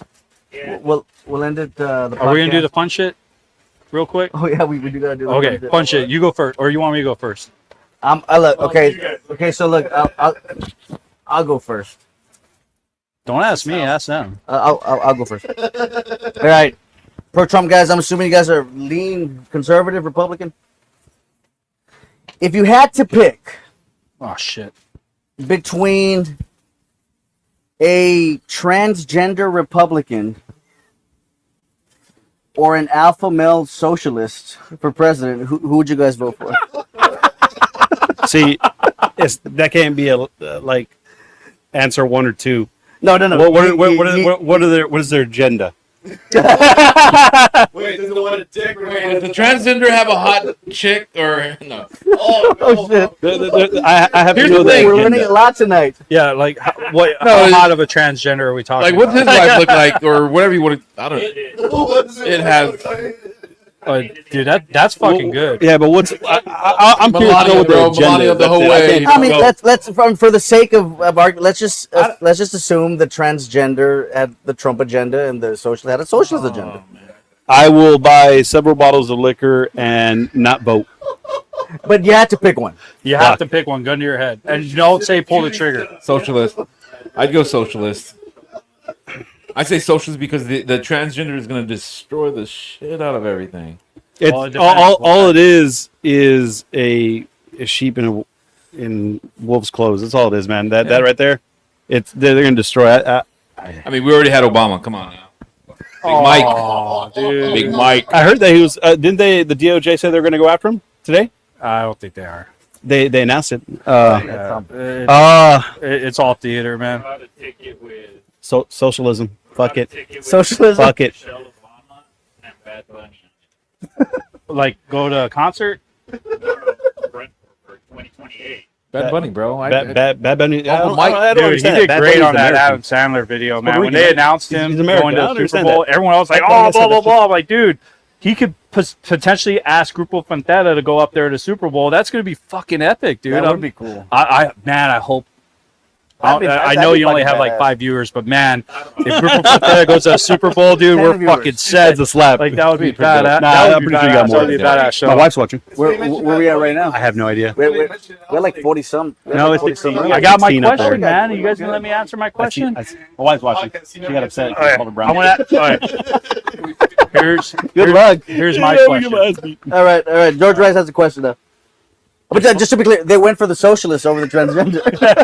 Not me, dude. I'm cool with the LGBT community, man. Like, hey, fuck it. You know, whatever floats your boat. Just stay away from my backside. I hear Like, that. you know, I hear that. Keep yeah. it in the room. Here's my question for you Oh shit. Oh shit. and you. Define a woman. Oh my god. Busty. Busty. George is busted. I'm like I mean- a B cup. Not you, them, dude. Stop. He said busting. I'm like, I mean, with enough augmentation, yeah, you can make anybody bust. What is it? What's the Buskill movie? over Hey, here. what's the movie with the talking teddy bear? There's no chicks. There's no chicks with dicks. There's only dudes with tits. I'm like laughing my ass off. Victor, what do you define as a woman? Where's the? Yeah, make your shit clear, bro. Oh, he's on the spot. He's running for office too. He has to be fucking careful on this one. Your progressive base might Yeah. disappear overnight. No. So yeah, I am an ally of the LGBT community. In Mexico, we had the Rainbow House, where we saw that refugees who were of the LGBT community were often, if you were transgender, it was almost 100% that you were going to be raped. So we would take them as vulnerable people and we would shelter Dude, them. this is supposed to be fun, and you're making it fucking depressing as fuck. No, but it's an honest answer though. It Yeah. is. Okay. And, For the LGBT, Whoa, whoa, whoa, whoa, whoa. and they're human beings. They're human yeah, beings. Yeah. And it's like everyone is their own person and has a right to determine who they are as a person. Dude, my stance on all that, like, and again, this is where I have a huge disconnect with mainstream republicanism, is that, you know, I'm more libertarian at heart when it comes to stuff. And there's, you know, like he was saying at the start of the thing, oh, MAGA sexual George Rice. Truth of the matter is, I'm about, as long as you're not fucking with me and my family, I don't give a shit. Like, you know, for whatever your sexual preference is. Me? It's because you're an easy target, bro. But yeah, I don't see how all that shit's political. Now, you know, there are points where you're like, hey, wait a second, this is kind of bullshit. But it's pinpoint articles, the same thing that he was doing earlier, but pinpoint articles like, you know, What do you mean I was dudes doing in that? women's sports. I'm like, What do you mean I was hey, doing shut that? up, dude. Come on, fucking, I'm taking over your podcast and change it. What's the abbreviation? RC3? Yeah, Rice. Fuck, what's the C? What can I do the C for? Cocksucker? Rice Castillo threesome. Oh, the Eiffel Tower. But Cut. yeah, I mean, at the end of the day, fuck. There is a You walked right into that one. yeah, dude. There's a lot of common ground, and we were talking about it a couple days ago, talking about what truly makes America great is, or it's supposed to be what makes America great, is that freedom of opinion, freedom of speech, being able to say, huh? We can do this. This, yeah. Yeah, it is. Like, you know, it's not like his other podcast where we're getting a fucking fight out here. I was there. It will happen. It will happen. And here's the thing: as a Catholic, if you are a Here transgender, it comes. you LGBTQ, however you want to be, that's you, but don't press that shit on me. If you press it on me and my family, we're gonna have a problem. But if that's you, if that's what you're gonna make it, sure, cool. But don't press it on me. Keep it to yourself. Cool. I'm a child of God. I'm cool. But the thing is, it's the pressure and when they push. Doesn't happen to me often. Personal question: were you an altar boy? Was that? Were you an altar boy? No, I wasn't. It took me a while to get to. It took me a while to get Just a guy. curious. I'm just curious. Just curious. Yes, But, wait. Yes, The other thing is, I have a few people. You were Navy my too, wife, right? she has friends that are cross dressers. I have them over for barbecue sometimes. There's a few people that she have that are gay. Cool. We have them over for barbecue, but we don't focus on But would you go? sexuality. But would you go to their wedding? Hell yeah. I think, but yeah, I think I've done that. Well, I- it depends. Is it like lesbian wedding or gay couple wedding? Because lesbian wedding, it's going to be fucking miserable. Because I mean, there's a reason why if you walk into like an LGBT bar, I gotta hear and this. dude, I'm dead serious. You'll never see two guy couples having a bad time. You won't see it. They're laughing. They're having a good time. But you'll see the two lesbian couples. They're fucking mean as freaking pit bulls on freaking crack, man. They're just going at it.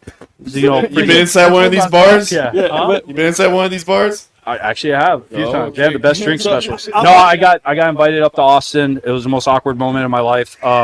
We were doing a movie thing for Thunder Road, and I got up there because I was like an advisor for the movie over a military scene. And they're like, "Hey, let's go to." And this is with like Matt Dallas and a couple of these guys. They're like B-list actors. We get up to Austin, like, "Oh, hey, I got this blah blah blah. He's gonna VIP this club. Yeah, let's go." Bring me into like a LGBT club. I'm like, well, you know, I'm married, so I don't have anything to worry about. But secondly, they have badass drinks. God damn it, dude. Walked into the restroom, and it's one of these long stalls. And here's this dude. This guy looks like he's from American History X. Like he makes me look small. 6'6", bald head, and I'm there. I'm like, oh, this is awkward. And I'm ex-military, so I don't get shy being naked around dudes. Fucking this guy right beside me. How you doing? I'm like, dude, nope. Freaking zipped. I couldn't even finish. Ran out of there. I had such a pucker effect going on. Would you say being naked around dudes is second nature? Yes. Yeah. Yeah. Now it is. Hey, show him the mountain goat. Show him the mountain goat. Oh, bro, you don't want that. No, I don't want that. Military story, man. Let me tell you the military Oh, story. Oh, I gotta hear this. So, military story with yeah.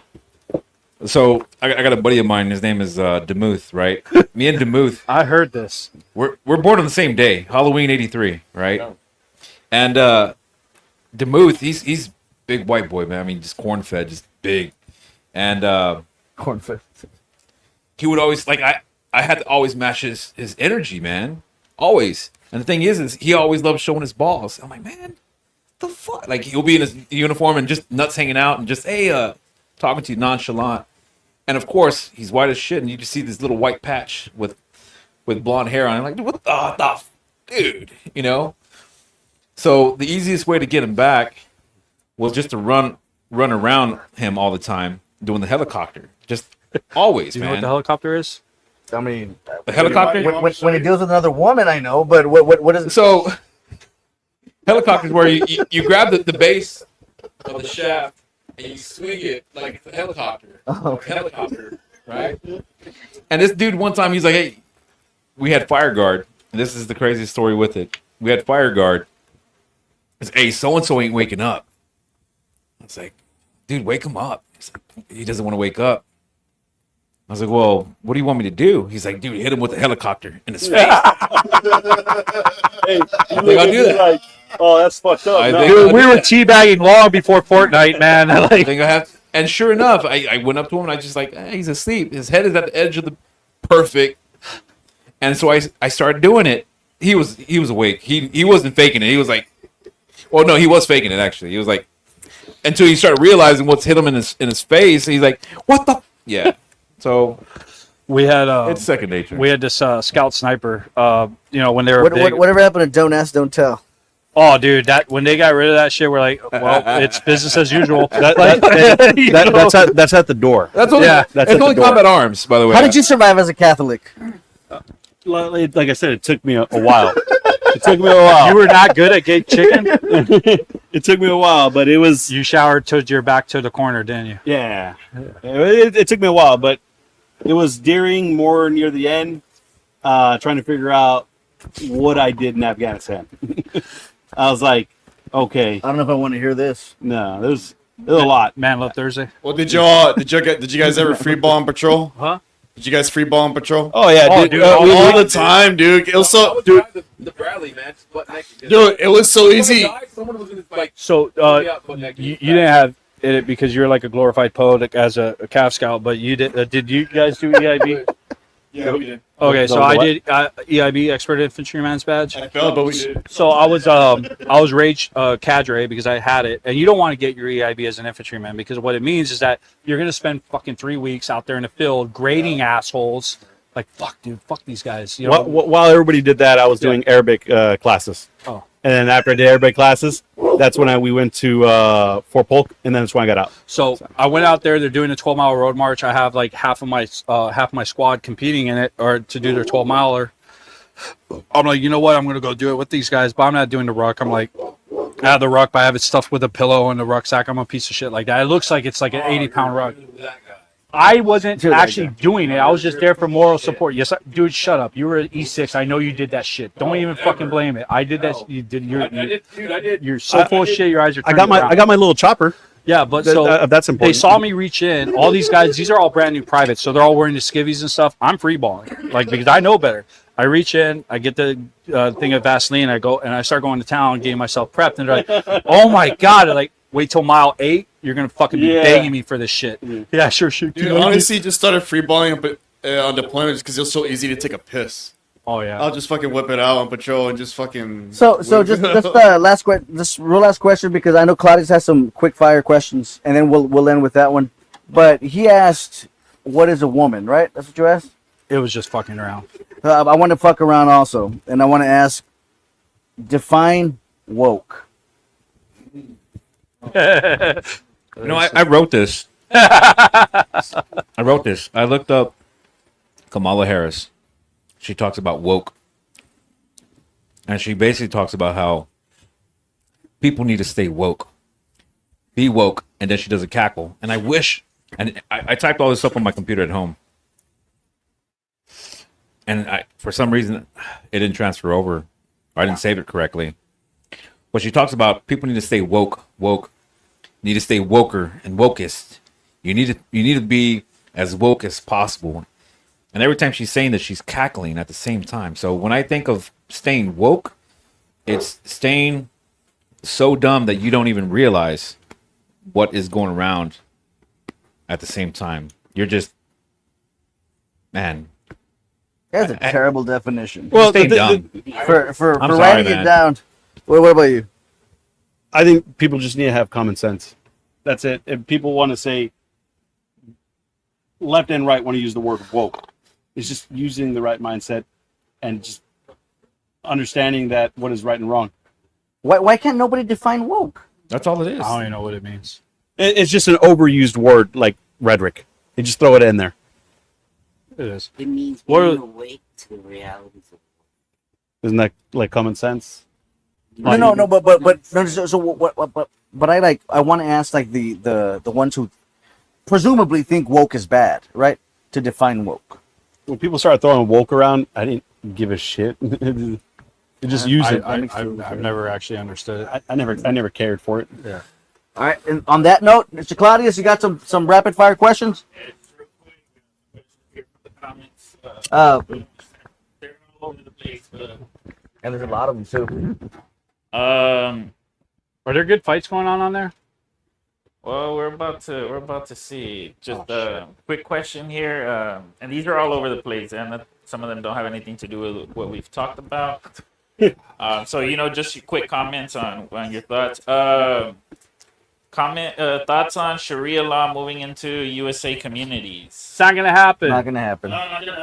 It's unconstitutional. It's not gonna happen. It's her. It's freaking fear mongering. That's I stupid. agree It's with not George gonna there. happen.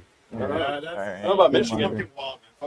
It's not happening in Michigan. It's not gonna happen. Can't happen in Texas. Though. Can't happen in Texas. It's not gonna happen anywhere. You know how much bacon we go through every year? Freaking, it's not gonna fucking happen. All right, what else you got, Claudius? I just have Out of all those fucking comments that I see, Sharia law, really? Well, I mean that's why I said they're all over the place, and that's I guess that's some of the comments that I guess they wanted to touch up on. I didn't do my EFB. Should the military retake Bagram? Actually, you know what? You're not gonna. I know I'm anti, foreign intervention and stuff, but yes, absolutely, we should take Bagram. But that isn't due to Afghanistan. That's due to our Indo-Pacific threat with China. Bagram, we dumped billions of dollars into it. We need to work out a deal with the Taliban because China's involved with that shit right now, big time. If we do not retake Bagram, we're putting ourselves at a major strategic disadvantage with China. I am fully in favor of us not, invading, but working out a deal with the Taliban government and retaking Bagram. Okay. What if the Taliban government says to go fuck yourselves? Well, then we do it the American way. We send like 6 months. Spend 20 more years and fucking No, just- $4 trillion? Just Or what? big stick. That reminds me, man. I want to ask you guys about this. I've never deployed to Afghanistan.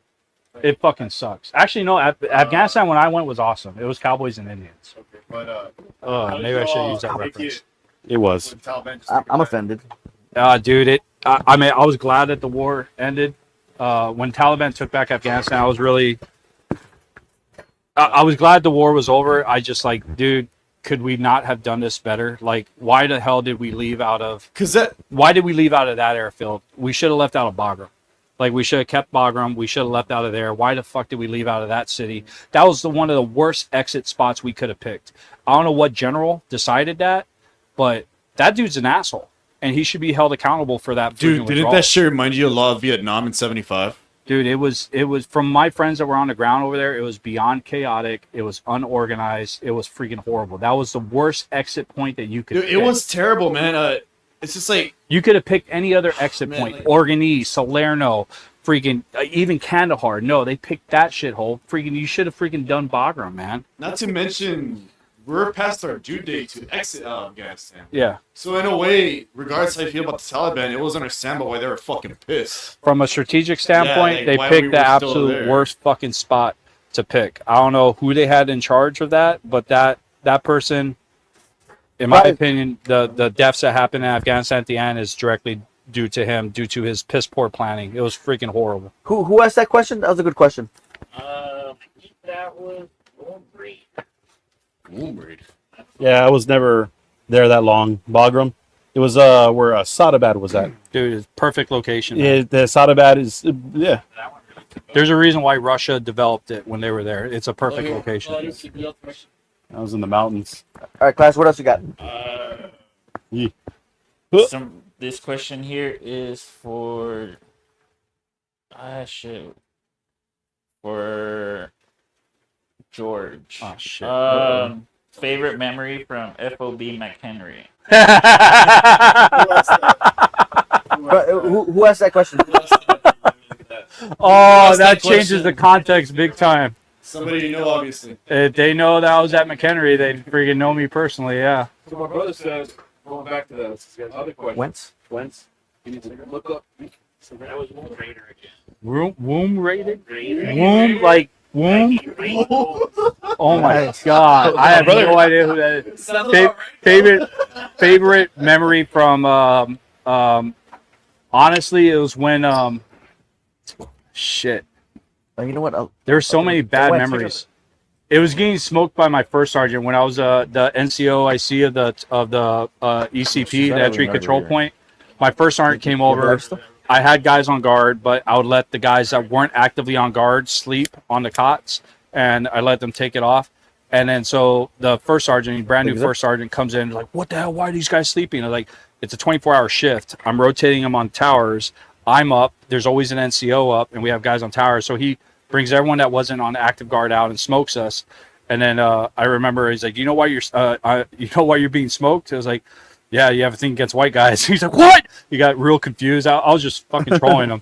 And but yeah, that was one of my favorite memories, was being a staff sergeant being smoked by a E8. That was pretty cool. I didn't say this in the beginning. It flew by me. Like I was telling you earlier, they did do a documentary. It's called Taking Fire, of my unit. I know what you're talking about. You heard of it? Yeah. Yeah, that's me. Oh, It's shit. it's my guys. The two guys in the IED. You look like a saw gunner. Were you a saw gunner? Well, we changed around. We actually, that's why I was against the whole thing with women being in it, but now I just don't give a shit. Because the thing is, you switch out. You have a RPG. Next, you'll be a assistant gunner. Then you'd be the gunner. I got a very, very skewed standpoint of women in the infantry. Yeah, that pisses a lot of people off. At first, I started off I had the 40 mic. Yeah. I had the M320. Yeah. And then I went to having an RPG, and then I went to being, like I said, it rotated. But imagine rotating to somebody they're not going to be an assistant gunner. It depends on your job position. If you're light infantry and you're hucking through the mountains and shit like that, they dude, won't come be able on, to. man. It sucked. I hated 140 pounds. I remember carrying this. 60 pounds of gear. We had a OP Pride Rock. Yeah. It carried on my back. It's dangerous, dude. What is it? The Mark 18. What's the one with the? Mark 40 18? Yeah. I carried. Somebody carried the bipod legs. I carried that bitch on my back and went up a fucking mountain. Yeah. That shit sucked. We had females attached to us that were female searchers, and dude, they were badasses, like into their own right. They were freaking amazing, and they did their job specifically well, but they weren't carrying the gear as an infantry guy. So now if you integrate them into the infantry unit, like, okay, hey, you're part of the team. Well, everyone divvies up their equipment. So like as a fire team or as a squad, we have about 180 pounds of equipment that our squad needs to carry on top of our own personal combat load. Like, load and gear load. yes, both of them. Depends on what side it comes from. But yeah, and you degrade the effectiveness of the team, because I'm expecting someone that weighs 140, 150 pounds to carry an extra 30, 40 pounds of gear on top of their gear. It's going to slow down the effectiveness. About 90 pounds, yeah. Dude, it's bad. So what do you think about the PT the SecDef recently talked about? Okay, I'm surprised this conversation hasn't come up. The Secretary of Defense reminds me of them putting a staff sergeant in charge, and I fucking love it. I love it. Like, all you fat generals are going to start doing PT. I'm like, yeah. Like, the NCO in me was just like, yes, finally, You see, justice. it was really hard for me to argue about that, because I remember when we got back from Right? deployment. Okay, when we got back from deployment, I was fucking flagged because I was fucking fat apparently. To the I standards. was 205 and they flagged me. Dude, I was 165. and What they the flagged fuck, me. man? I was 205, man. I had muscle. And I had this fucking battalion commander who's clearly a fucking overweight. Why the fuck is he not flagged? You know, it's just so hard because, okay, when SecDefs made that speech, I posted on Facebook, I'm pretty sure you saw it. I was upset because why are you telling them that when you and your fucking boss can't lead by example? You gotta be in shape first, right? But then I thought, I was like, no, you know what? Oval's a shape. Okay. Who? Who? I said oval. Oval? The Cheeto. Okay. He looks like my more God. like a Okay, and then I remember when I was flagged, I couldn't even believe I was fucking flagged. You're like, why the fuck am I flagged? You got these other Yeah, but did you priorities. see what they did? That if you get over 80%, and this is one thing that I was like, hey man, like look, I'm borderline maxing out my PT test.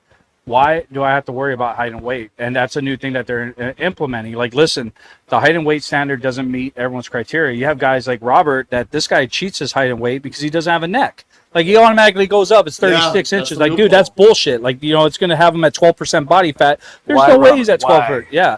And, but, so the new thing that Secretary of Defense is pushing is like, if you're over a certain criteria on physical fitness, it doesn't matter what your height and weight is. And because honestly, our height and weight standards are skewed. They're based off a World War II tape system that doesn't fucking work. It doesn't take into account dudes like me or anything like that. Yeah, I'll go in there and not anymore, but back in the day, I could run 2 miles in a 1350. I could do 70 push-ups. I could do 78 sit-ups. I could pass and crush a PT test.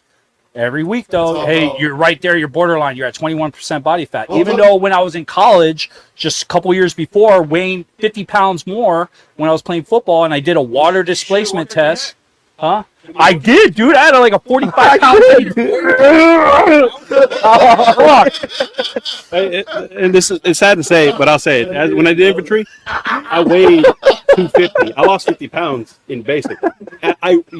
I did a 1 mile, 20 minute. The best shape when I of got my out. life. When I got out, I did 2 miles Oh my God. in 13 minutes, and I was surprised how it just broke me in, and Dude. I just took off. I'm getting ready for selections. There's this officer and a couple other NCOs. We're getting ready for selections, do our SF thing. I want to be a medic. I want to be a SF medic. I want to be 18 Delta. Like, A lot of my brothers. With yeah. that So cause. I got in the best shape of my life, even better shape than I was when I was playing football in college and shit. Went in there, and the second I get stateside, I didn't have a single MRE at deployment.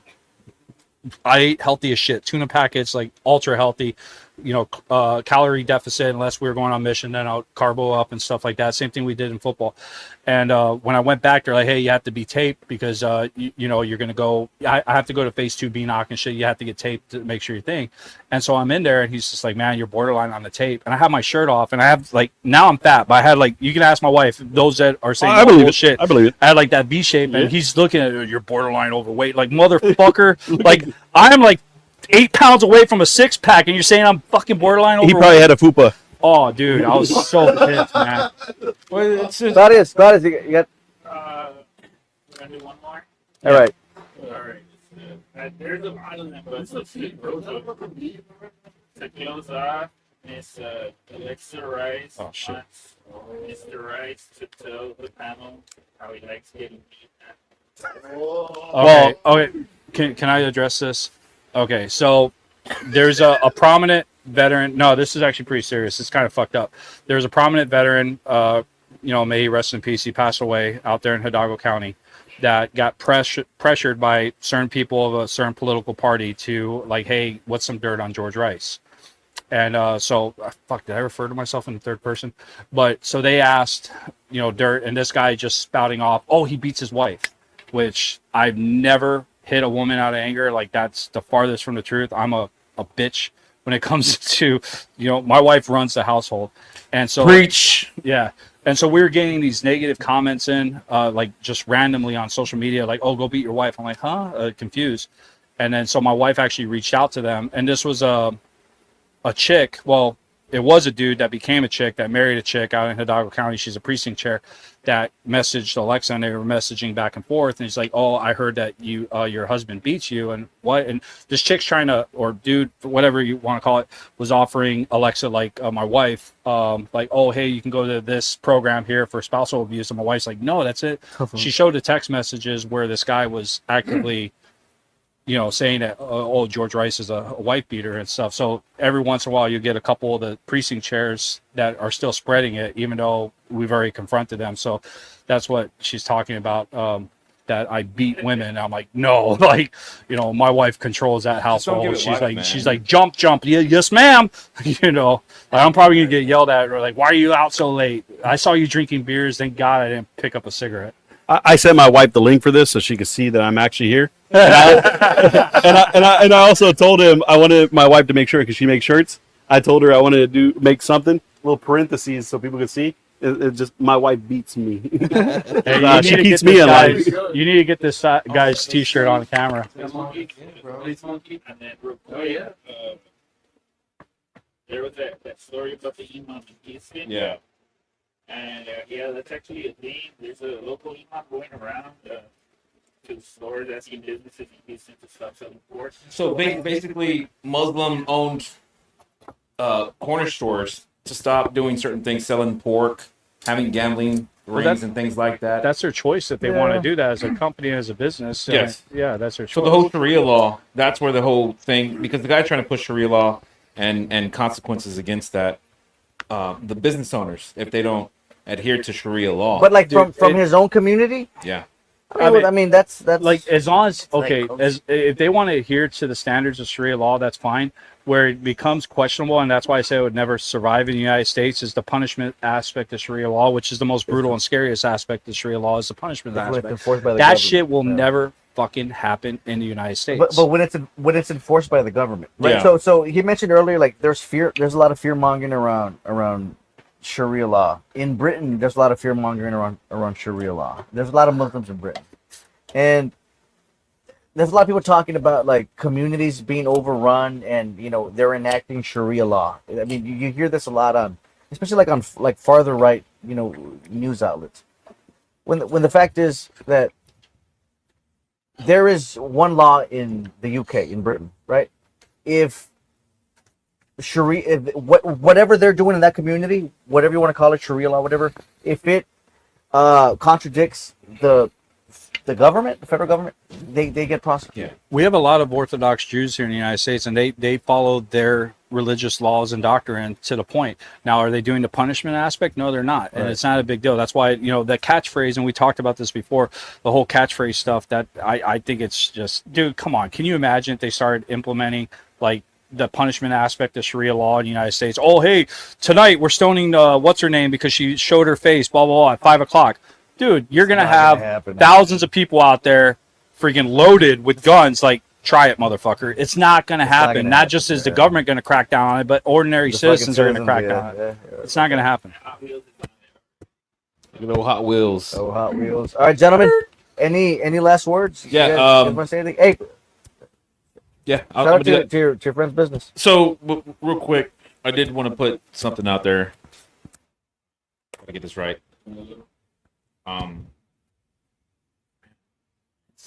No. Are we going to have a group hug after this? Hell yeah. Group hug? Circle jerk, bro. Oh, yeah. Circle jerk. Fun bunny. So, I touched back on your very first question. So, I put, at the end of the day, supporting Trump's agenda isn't about party politics. It's about protecting America's future. In some families, there's the older brother, which is the Democrats. And then you also have the younger brother, which is the Republican Party.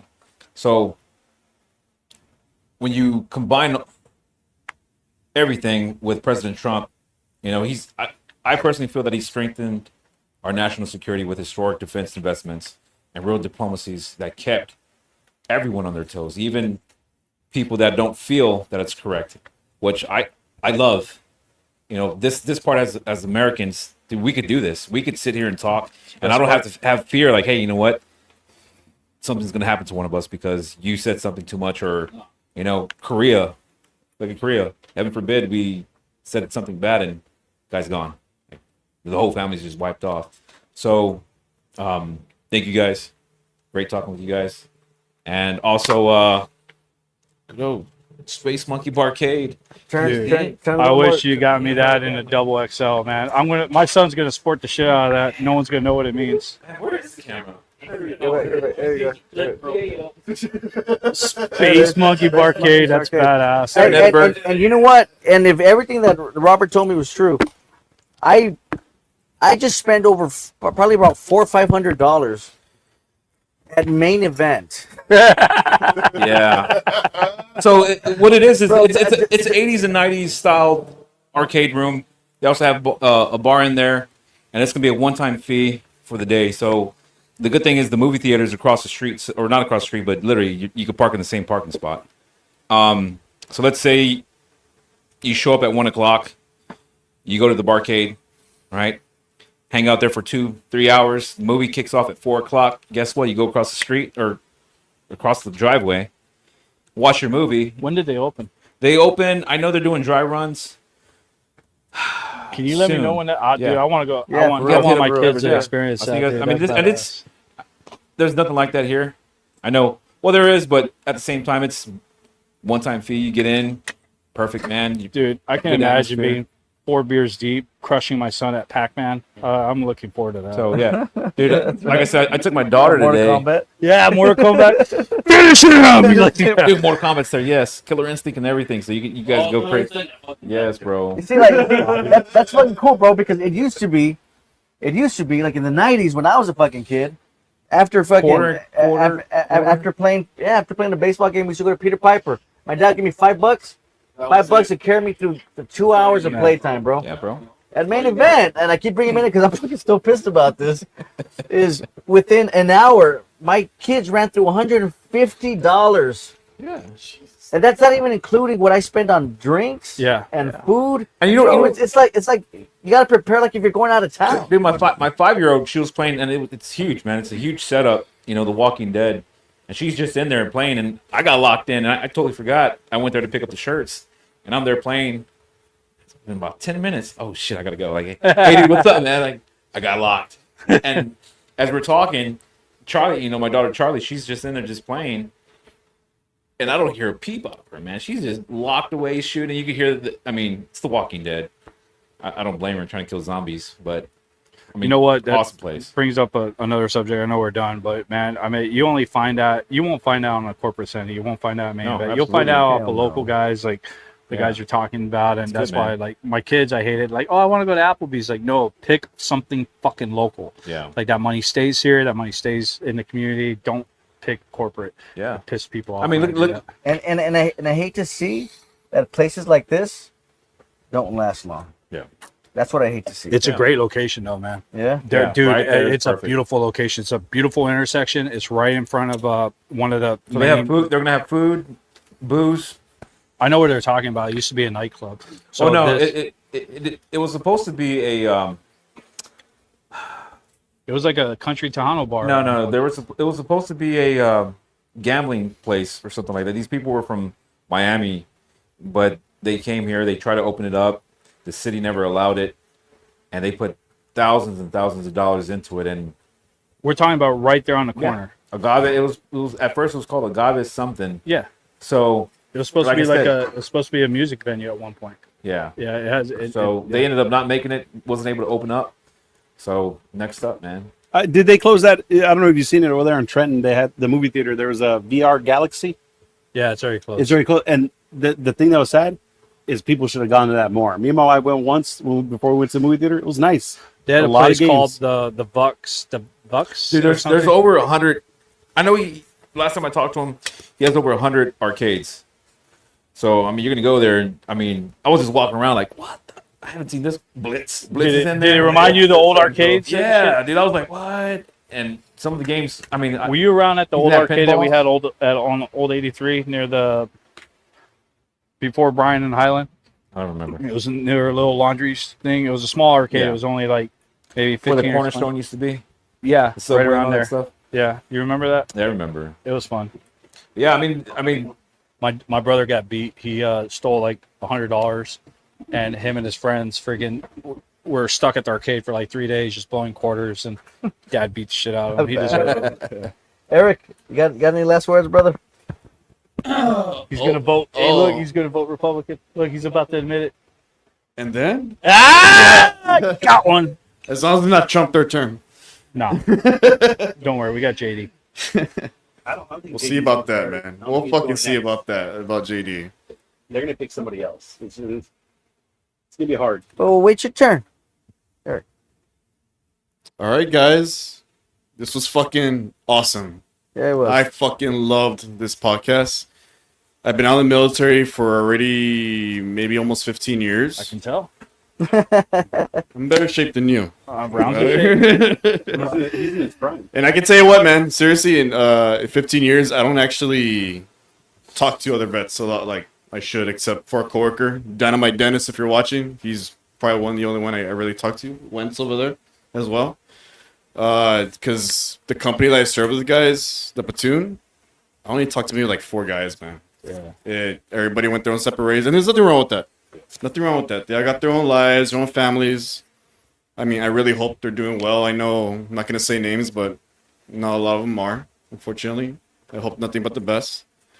And we need this more often. We need to get together and talk. That's fun. George, I fucking love what you do for the veteran community. I love your beer, by the way. Brunette Bombshell, Oktoberfest, fucking delicious. Thanks, Hey. boss. I had it last year at T-Ranch. It was fucking good, dude. Oktoberfest is good, man. I loved it. Like, it was pretty good, too. Like, I It is, man. actually haven't had it yet. It's a good beer, man. I don't want to plug myself, but guys, I'll say this: it's I mean, we were joking around all week saying like, man, I hope there's not a fight, but I mean, it's awesome, and I love this stuff. This is No, what makes honestly, man, even if the trolls were hoping for that, I was not going to give them that shit. Oh, they were hoping for that. I know they were hoping for that. I was getting messages. Oh, we talked about this. He was getting messages from like hard left. I was getting messages from hard right. I'm like, oh, these motherfuckers, they want to fight. It's like, look, you motherfuckers, if you're looking for a fight within each other, you're fucking in the wrong fucking podcast. You're just gonna get a lot of bromance. If you don't know what talking shit is, you have fucking no idea what these Holy guys do in shit, there. Robert! Your fucking hair. Gilbert, What happened? Whoa. that's yours, brother. Thank you for having me. Absolutely, So, man. Thank you for you guys being here. It was nice. It's a good thing that we came back and forth. It was fun. It was fun. It was yeah. good. A shout out to all my brothers. Some of them might watch. I know Petrie might. Good guy. Yeah. Well, a lot of us stay in touch. Some of us don't. Yeah, but we're all tight. But yeah, it was good. Thank you. We'll Thank do you this guys. again soon, Victor. Thank you for having me. I really enjoyed this. I learned some things. I am a progressive. I am fighting for human rights. Please follow the Sidewalk School. That's our nonprofit that helps refugees all along the border. And now we're focusing on helping refugees that are being targeted by the administration here in the U.S. So please follow the Sidewalk School and also follow my campaign. And when I do get into the House, I will be a representative who leads with honor and puts the Constitution first. And When he gets can in, people, it's gonna happen. He's gonna get in. where can people donate to your cause? And So I'm working on that. I'm building my campaign, Okay. And I'll soon have that all set up. Victor Cavazos. Yes. When you get in, exactly. Not if, when. Dude, that's a badass race because there's multiple veterans running in that race now. Yeah.